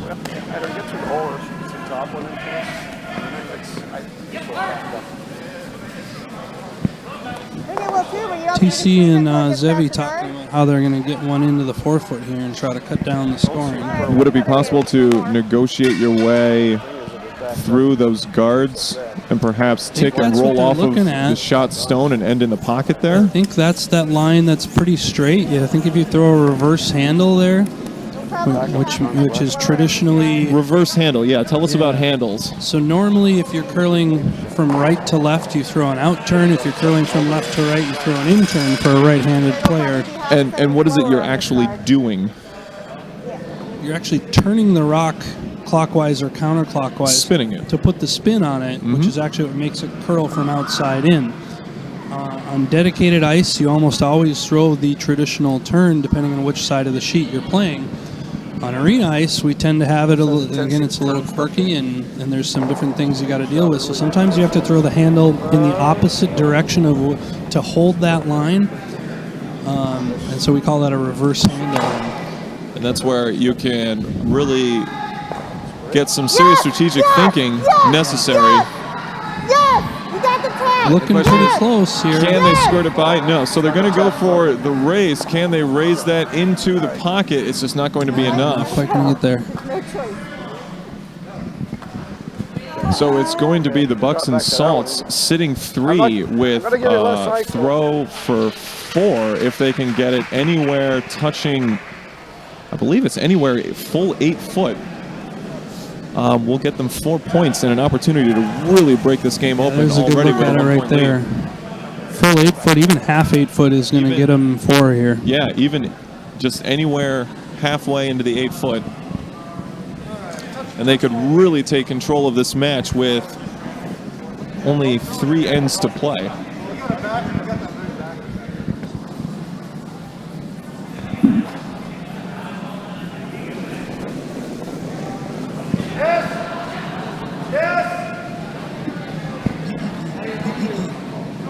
Looks like the weight's up a little bit. They're going to need this to check up.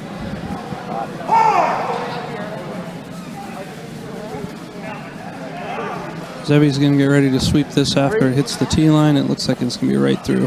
Even though he is on the other team, he is allowed to sweep that stone, correct? The only time you're allowed to sweep your opponent's stone is after it crosses the tee line, which is the line that bisects the center of the house across the sheet. And only one member from the opposing team can sweep a stone. Only one member is allowed to sweep that stone, as opposed to when it's your own stone, you can have up to all 4 sweeping it if you want. And all 4 sweeping 4 different stones if they're all moving. Correct. If it's your stone, you can sweep it. Yeah, I believe that's correct as well.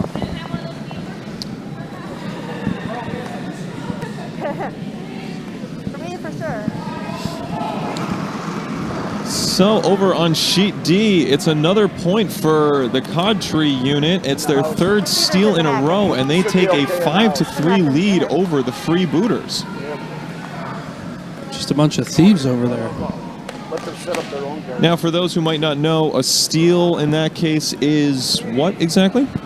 A steal is when you score a point without the advantage of having the hammer, which is the last rock of the end. Very good. In curling, it's incredibly advantageous to have the last stone. It's considered quite the advantage. More often than not, the team with that final stone is going to score. As the Bucks and Salts did in the last end, scoring 3 and taking a 4-point lead. It is 7-3 as we enter the 6th end. Come on. All the way, come on. T-line!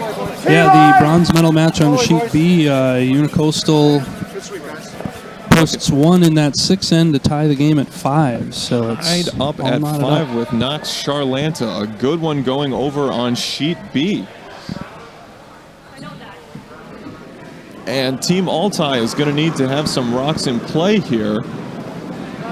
Bill, is it too early for the Orlando team to start just sort of hitting everything that's in play and knocking them out of the house so that they don't have the opportunity to score? Or do you still keep with your same strategy and try and lengthen your lead as much as possible? I think they're in, what, the 6th end here now? 6th so end, 3 correct. ends to play. You'll notice that their first rock was in the house, so they're definitely not going to throw guards. They don't want to give Altai anything to hide behind and give them a chance to score another big end back. So I think they're going to throw rocks in the house, and they're going to probably just try to hit stones. Depends on what Altai does there, and Altai obviously threw one in as well, so it is allowed to be hit. It's not in the free guard zone. The free guard zone, for those who do not know,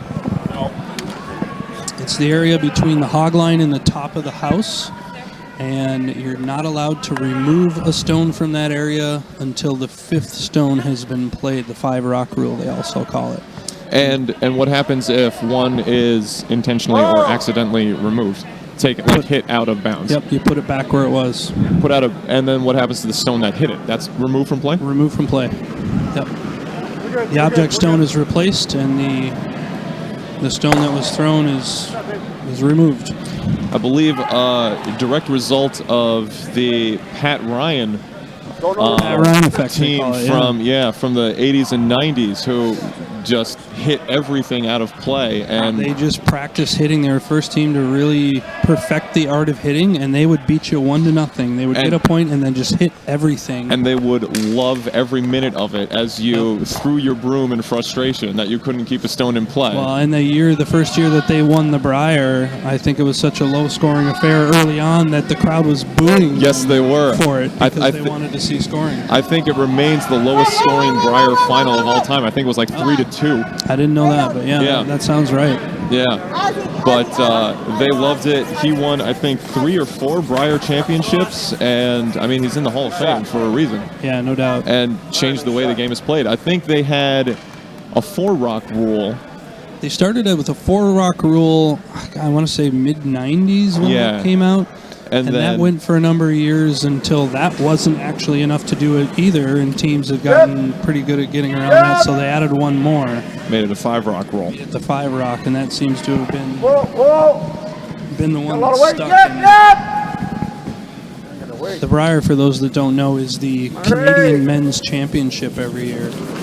It's a pretty fun event, and as opposed to the Women's Canadian Championship, which is the Scotties Tournament of Hearts, correct? So Altai sitting 1 here with back-to-back champions Carrie Enerson.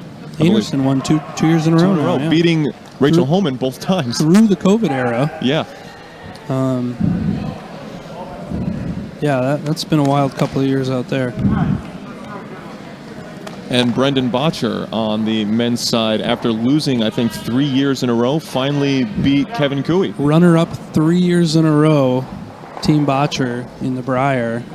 Unbelievable perseverance by those guys to come back. And Darren Moulding, the vice there, and Karik Martin, son of Kevin Martin. Yes, Kevin Martin, the most decorated curler in the world. The GOAT. The GOAT, if you will, the Michael Jordan of curling. Yes. Through lead for them. So many a times have I shown Kevin Martin highlights during teaching segments. No doubt. Yeah. Kevin, we should plug his podcast too. Do you know it? Kevin Martin has a podcast called Inside Curling. Oh, that's awesome. And it's really pretty good. They do a lot about the state of the game and a lot of these rules and what should be different and reorganization of some of the events up there. There's a lot of talk about the junior programs throughout Canada and the world. They talk U.S. curling, world curling. Okay. Kevin Martin and Warren Hansen, longtime curler and builder of the game. He curled in Briars back in the 60s and 70s, and Warren was with Curling Canada for a number of years. And, does some consulting stuff now, actually works with some folks in the U.S. here. And then they have Jungle Jim Jerome, kind of MCs and kind of goes between the two of them. Okay. And he's a longtime sportscaster, doesn't actually curl, but loves the game.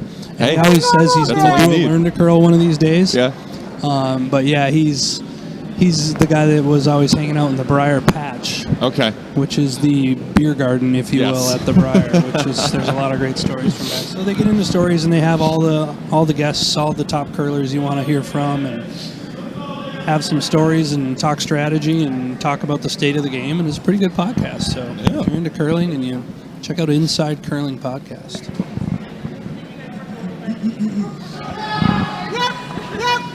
Ozzy Altus with his second delivery.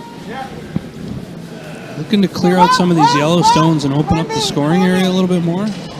Altai currently sitting 1, and he's going to pop 1 for sure. 1 out and moves the other one to the back of the house. So gotta be still just sitting 1. Sitting the 1, but now a much more open playing surface for them. Not used to calling And I mean, if you could get the angle and the weight right, you could certainly go for the double there on their next shot if Papa Horse doesn't plug that hole. You get the inside edge of the outside yellow rock. Yep, they're looking for a soft weight hit here now to remove that shot stone and put the pressure back on Altai here. This is a little more weight than he wanted, I think, but it's close. Real hard, hey! That's Oh, and they're going to wreck on their own stone, squirt right through. So it is still going to be Team Altai sitting 1, and it looks like that second stone is going to move out to the edge of the 8-foot, fully in the 12. TC is going to call for a top-of-house guard here to protect that shot stone. A lot of people might think, well, why not hit one of those yellow ones and be sitting 1-2? But it's still early enough. There's still 4 rocks to throw. Zevi has both, and then both the TCs. So I think you want to protect that shot stone right now, make sure they can't get to it. And once you've done that, you can go after those ones on the edges later and try to get those extra points to score. Mm-hmm.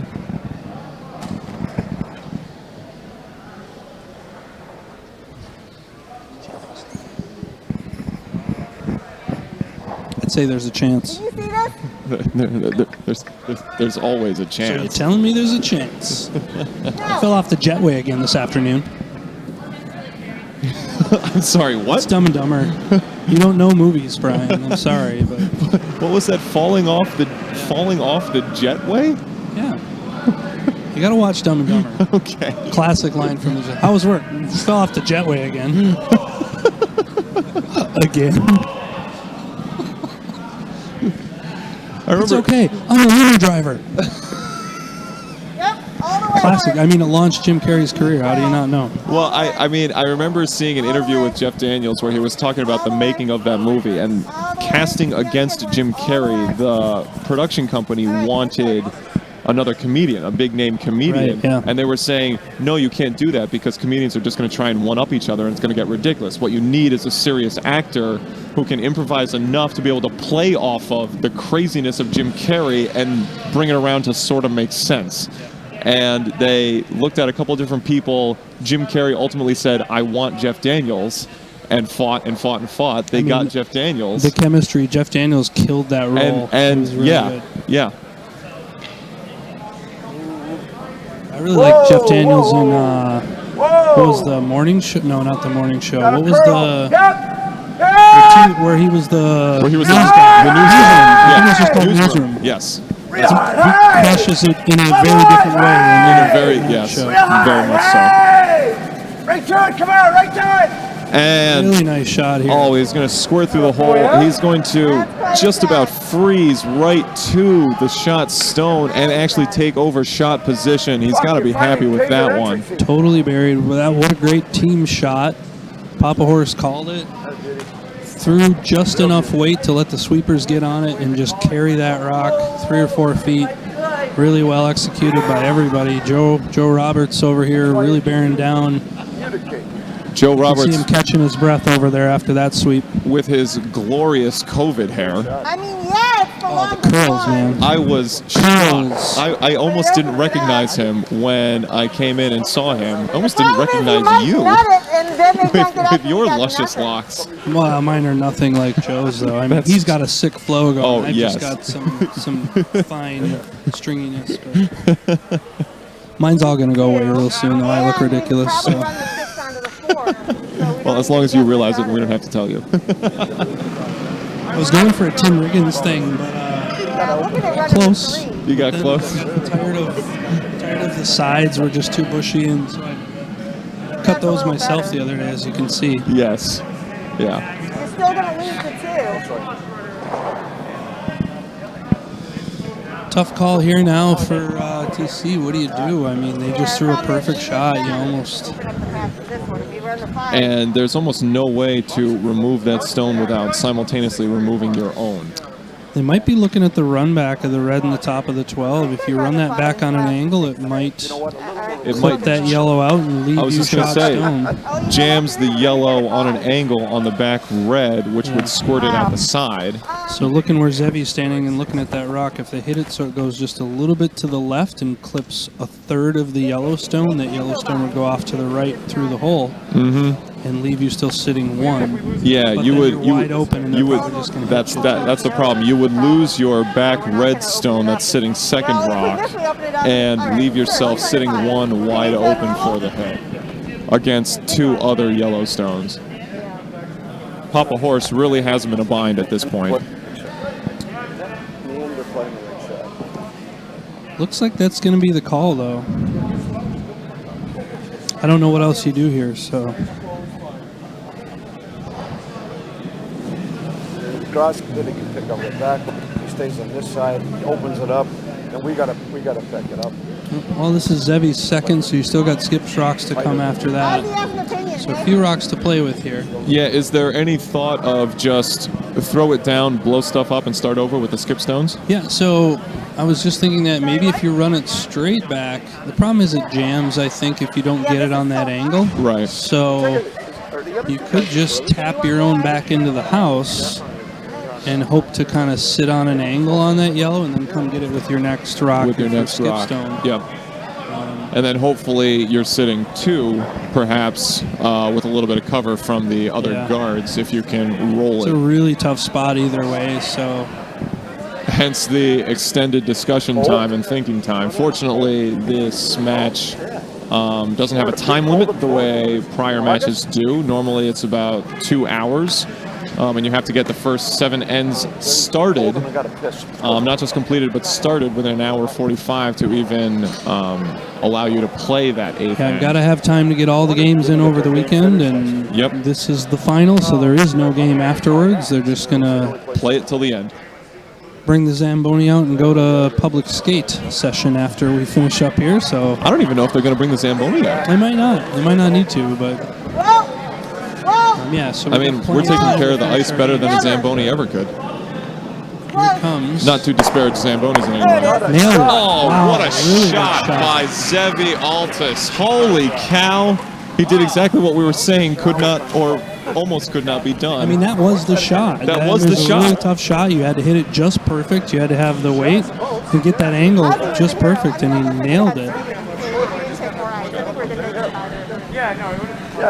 I mean, I think that is, without question so far, at least going to be the Great Daniels Elephant Brand Fertilizer shot of the day. Has to be. Has to be. So they sit one undercover. Papa Horse probably looking to maybe rub out one of those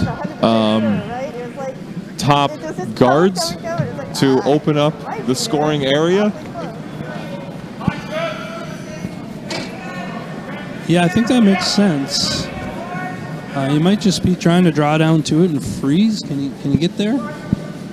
I'm not sure the draw. I'm not sure that he could get there. Well, through the court, that's the same shot he just threw last time. I think that was. So yeah, I think that might be the call. He's certainly coming out with draw weight. Sweepers are on it. Papa's yelling at him.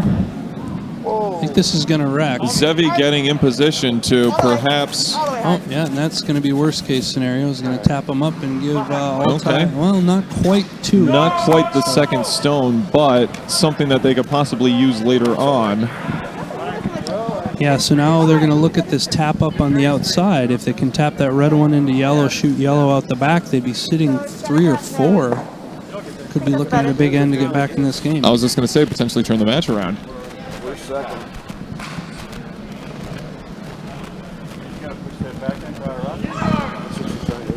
A couple of score updates in the C event final here.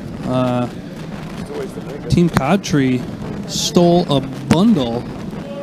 Looks like they stole 4 in the 7th end to take a commanding 9-3 lead. Over the Freebooters. Over the Freebooters. Here on sheet A, Submariners still in the lead. They posted another single. Looks like they stole the 6th end. They now lead 7-3. Great shot.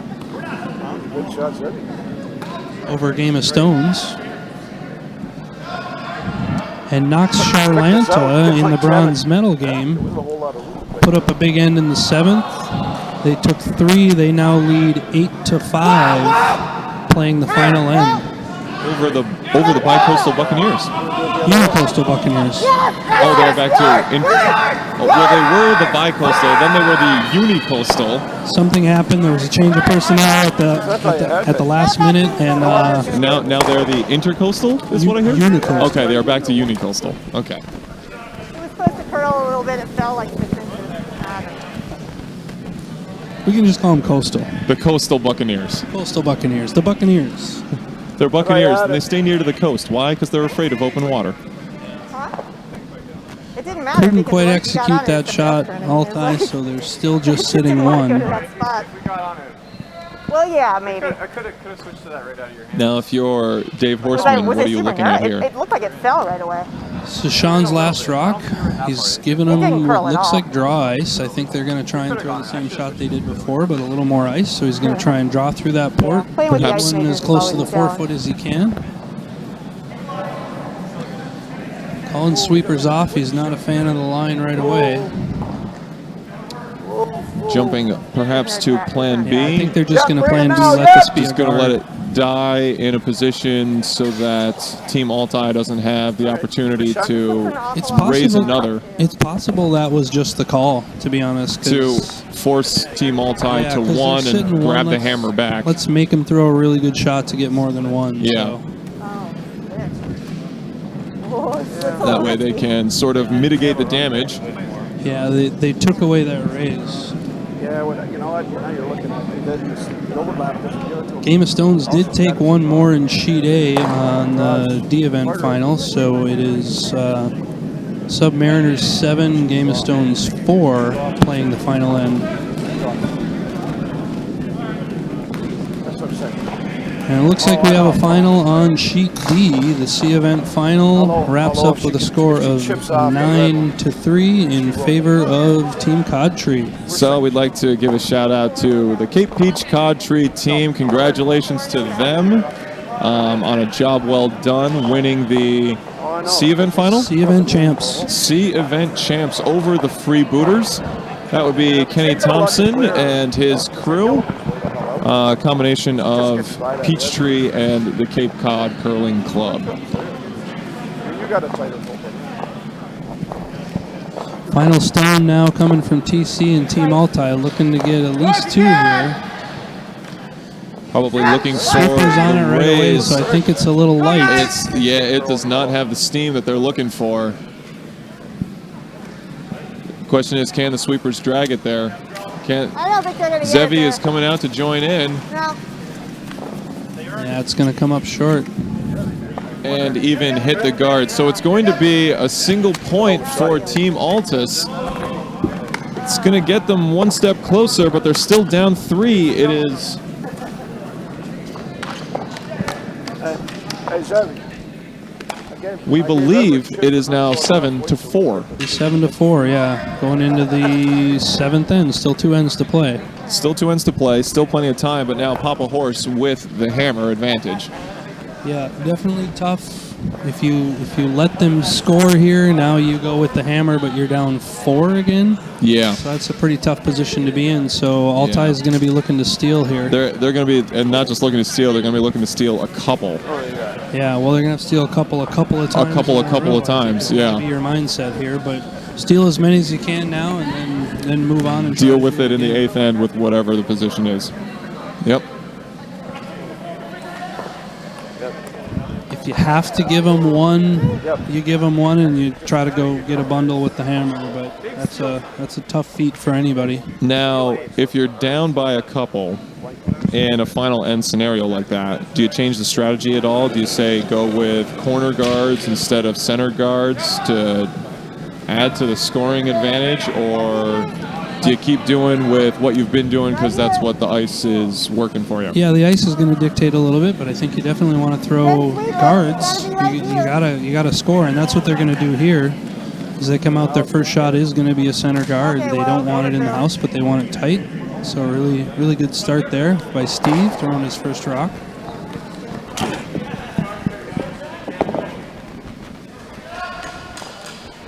I think you're just going to see them probably take more chances here.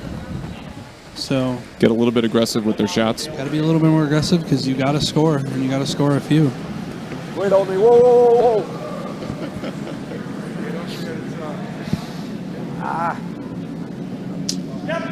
Now, I don't know if you saw, we just got a little pop in from a couple of players from the Game of Stones. Have you taken a good look at their uniforms, their shirts? And I haven't taken a good look. I've taken a look. They have One the Game of Stones on the back. They're Game of Thrones guys, I guess. But so they have the Game of Thrones font and logo. Well, the font but it says Game of Stones. But then one of the sons of the players is like a graphic designer, and so they made up a couple of pictures of dragons from the show. One of them is holding a broom, and the other one is holding a stone in the throwing position. Oh, nice. It's fantastic. That's really good. Yeah. Yeah, on the chest plate. Okay. I like that a lot. If you're not familiar, ladies and gentlemen, the world of curling, big on puns. If you hadn't figured that out already. If you're wondering why they didn't sweep that rock into the house, is because they don't want it in the house, despite the fact that Bucks threw one in. They want to get that second guard up because they still can't remove a guard. So you don't want to give Bucks something they can hit yet. You're going to force them to throw another guard or throw another one in, and then you can start going after them and removing them and trying to stack your own up inside. But get that middle protected first is strategy. Because ultimately, Team Altus, they need stones in play, not stones out of stones play. in play, and you can't do that if you don't have anything to hide behind. Right. So you got to get those guards up while you have the opportunity. Two really nice rocks from Papa Horse here, though, to lead off. They've got sitting 1-2 right now. They are open, so with the right weight, and they are separated a bit. You could Ozzy should be able to hit these. Angle them both out. If you get an angle, you might get a double. I think the call here is going to be to get one, and if you get them both, great. But expect Ozzy to come out with some weight here.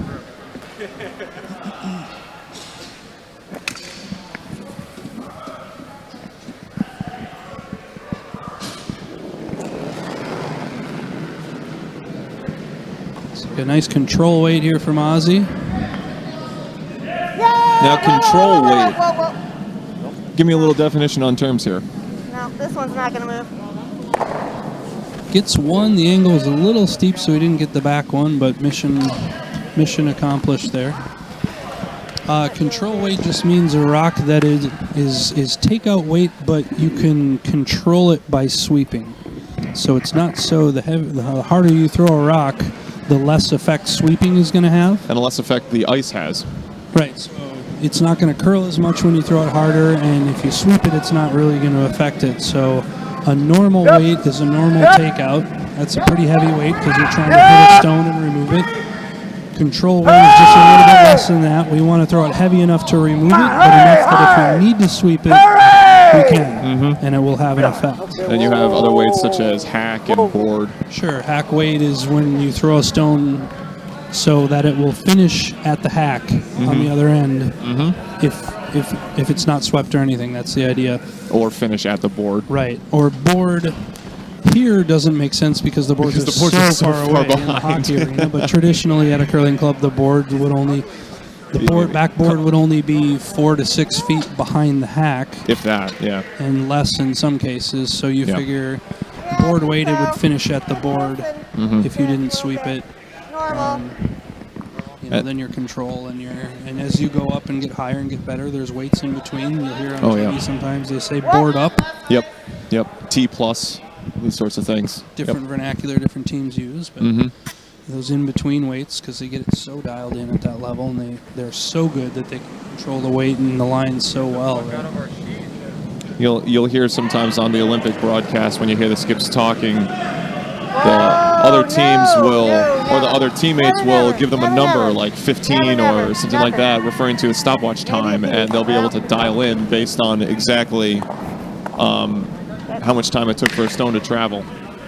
And that'll be their weight call. Right, that's something teams have started doing the last couple of decades, I guess. The timing stones, you can time it from hog line to hog line, which gives you an idea of the speed of the ice. And a lot of teams also use the back line to hog line. So when a shooter comes out, as soon as that stone hits the back line, a few feet from the hack, you click the watch, and as soon as they release it, it crosses the hog line, you click it again. They call that a back to hog time. That gives you an idea of where it should finish, assuming a clean release. I believe popularized by Randy Furby and his team. Come on, finish it hard. Or perhaps they were the ones that came up. So in some cases, you'll hear teams, the sweepers, as they're judging the weight as the stone is going down, shouting out numbers like 1, 4, something like that, and that's where they're guessed based on the speed, a grid that's set, an imaginary grid that's set up of where the stone will end. When they're saying that, a 1 would be a high guard, just over the hog line. A 3 would be a guard kind of halfway to the house, and then so on through the house. Then all the way to the back line. Correspond. A lot of teams, instead of the numbers, they just say, sweepers will say top 12, top 8, where we think it's going to finish right now. Back line. The more information they can give the skip about the weight, the better he can call the line, so communication is a big deal. Ozzy with a peel there, moved it off this towards the center line to open things up a bit, so I'm not sure if they were trying to peel that guard. But Zevi now looking at a straight hit here. Got two yellows are kind of stacked right next to each other. If he can nose this just right, he might get a double. The double. Got the double. Straight double, yep. And there it is. Shot. It's not going to go. The yellow one might be biting the 12-foot in the back still, but not likely to come into play, so they're happy with that. Unfortunately, it does leave that stone wide open to be hit back.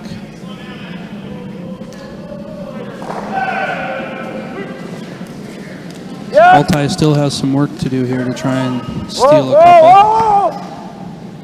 Whoa. Papa Horse looking for the takeout and looking for his sweepers to stop sweeping, jumping up and down, yelling at them on the other end. But the desired result, the same. They get the takeout. Made the shot. They are now sitting 2 as they've got 2 yellows on the outside edges biting the 12-foot. Sitting 2 with the hammer, wide open house. Zevi's going to need to draw in behind those guards now to try and get something in scoring position. He has to like his position, Papa Horse. Yeah, you're up what, 4? 3. Up 3. With the hammer. The hammer here. You've got a sitting pretty clean 2 house right now. In the second to last end. Yeah. You like your chances right now if you're Papa Horse. Pretty close from Zevi. It might be just a touch heavy. He needs to check up. Feels awfully deep. And the defensive sweeping is going to push that through the house, so it's going to be Papa Horse with a chance to put a third. Looks like he's looking to have it buried on the top 4 behind their guard. Yeah, I think top 4, top 8 is fine here. You just want to... I don't even know if you need to bury it. Half buried is fine. You leave him a piece to look at, so that way you take the draw to the button away from Team Altai, and maybe you entice them to try and hit it, in which case they probably roll off to the wing. So I think top 4, top 8, half buried is the call here. Looks like perhaps a bit heavy from Everett Wilson here. Looks like we have handshakes in the bronze medal match here. It's going to be all right. It's going to be able to deep. Unicoastal unable to come back, and it looks like Knox Charlant is going to be our bronze medalist. And as soon as that goes official, we will give you the final score, but it is Knox Charlanta with the bronze medal. Congratulations to them on a job well done, and our thanks and congratulations to the Unicoastal Buccaneers for a wonderful tournament. We were happy to have them and hope that they will be back next year vying for another title.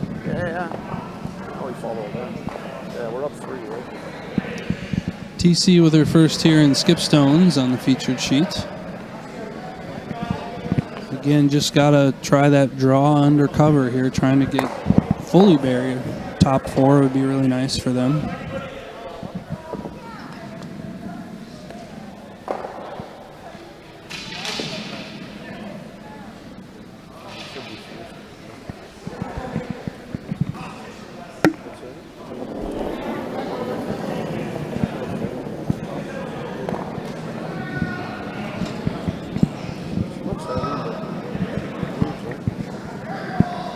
Weight's close here.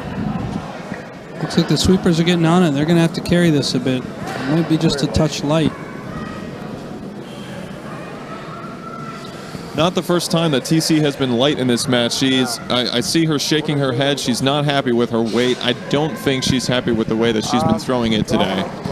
Yeah, come up late a couple of times on her draws today, so a bit surprising there, but she's a good player. She expects more of herself than that, so you can see she's a little disappointed.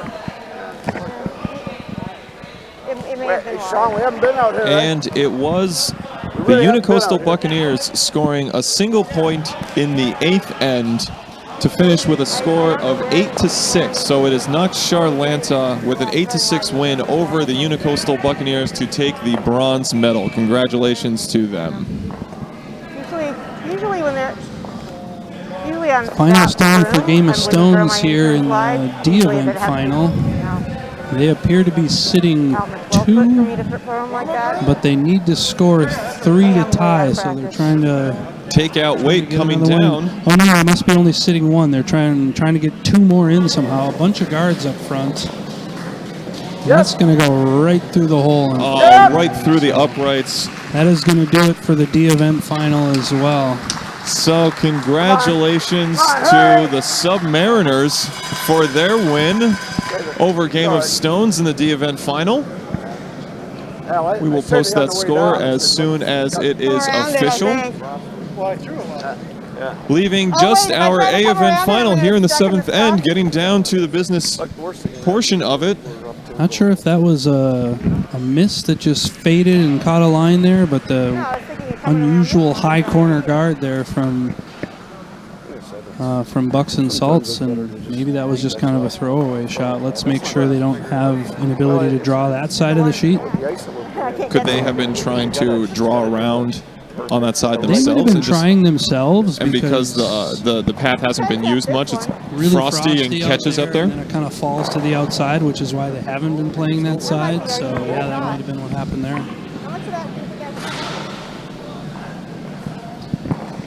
TC's got to get something in the house here, or they're going to give up a couple of points, and that might be it. They might not even have to play the 8th at that point, but... I don't know. They're all ugly. Aren't they all ugly? It's hard to get a piece. I have to outcount that one in the back. That's running pretty straight on that side. I don't know. Just try to come around. Give me edge of Ari 4. Warsiger checking in on chat. No time in the finals, Ari, so they get to finish the whole thing.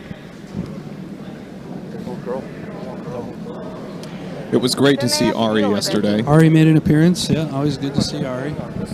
Miss that man when he's Shook not some around. hands, kissed some babies. From a distance, of course, because keeping it safe. Isn't that the path I just Through the mask. I'll let her have that shot all day. With my 7 rock? Taking a little bit extra time to talk it through here and make sure they get the line they want and the weight they want, because they need something in. Might be talking about tapping up that guard. Give me the same broom and I can try to miss it the same way, or you can give me the ice that I actually Tapping up the guard, is there a way that they could possibly get 2 here? Or at least sit 2, maybe roll the shooter in if they get the angle right? This is her final stone. Right, but, No chance. you know, tapping up one of theirs, and then if they get it on the right angle, roll the shooter in. The only one they could possibly tap up would be that one at the top 12 next to the yellow, and there's no way to get to that. So you're asking for an impossible shot. That would have to be the curling shot equivalent of the magic bullet in the JFK assassination here. It would have to go, you'd have to hit a rock, turn 90 degrees to the right. Pause in midair for 30 seconds, and then... Pause in midair, yeah. It would be a mirror curl, if you will, yes. And we've already had the mirror curl on ice in the Olympics. So of course, so we're all tapped out in that department. But here it comes. It looks like it's got some weight, so I think they're playing the tap here. If they can get the angle right. Why did we do that? Not going to do, and it looks like it's going to squirt off to the side. So it's going to be final stone for Sean. The Bucks and Salts here in this end, sitting 2, looking for a 3rd and perhaps a knockout blow in this championship match. No, yeah. Yeah, so 2 yellows sitting on the wings, both biting the 12-foot here, and unfortunately that miss by Altai also opened up that whole side of the sheet, so it's a wide open draw here, and you just got to be in the house anywhere.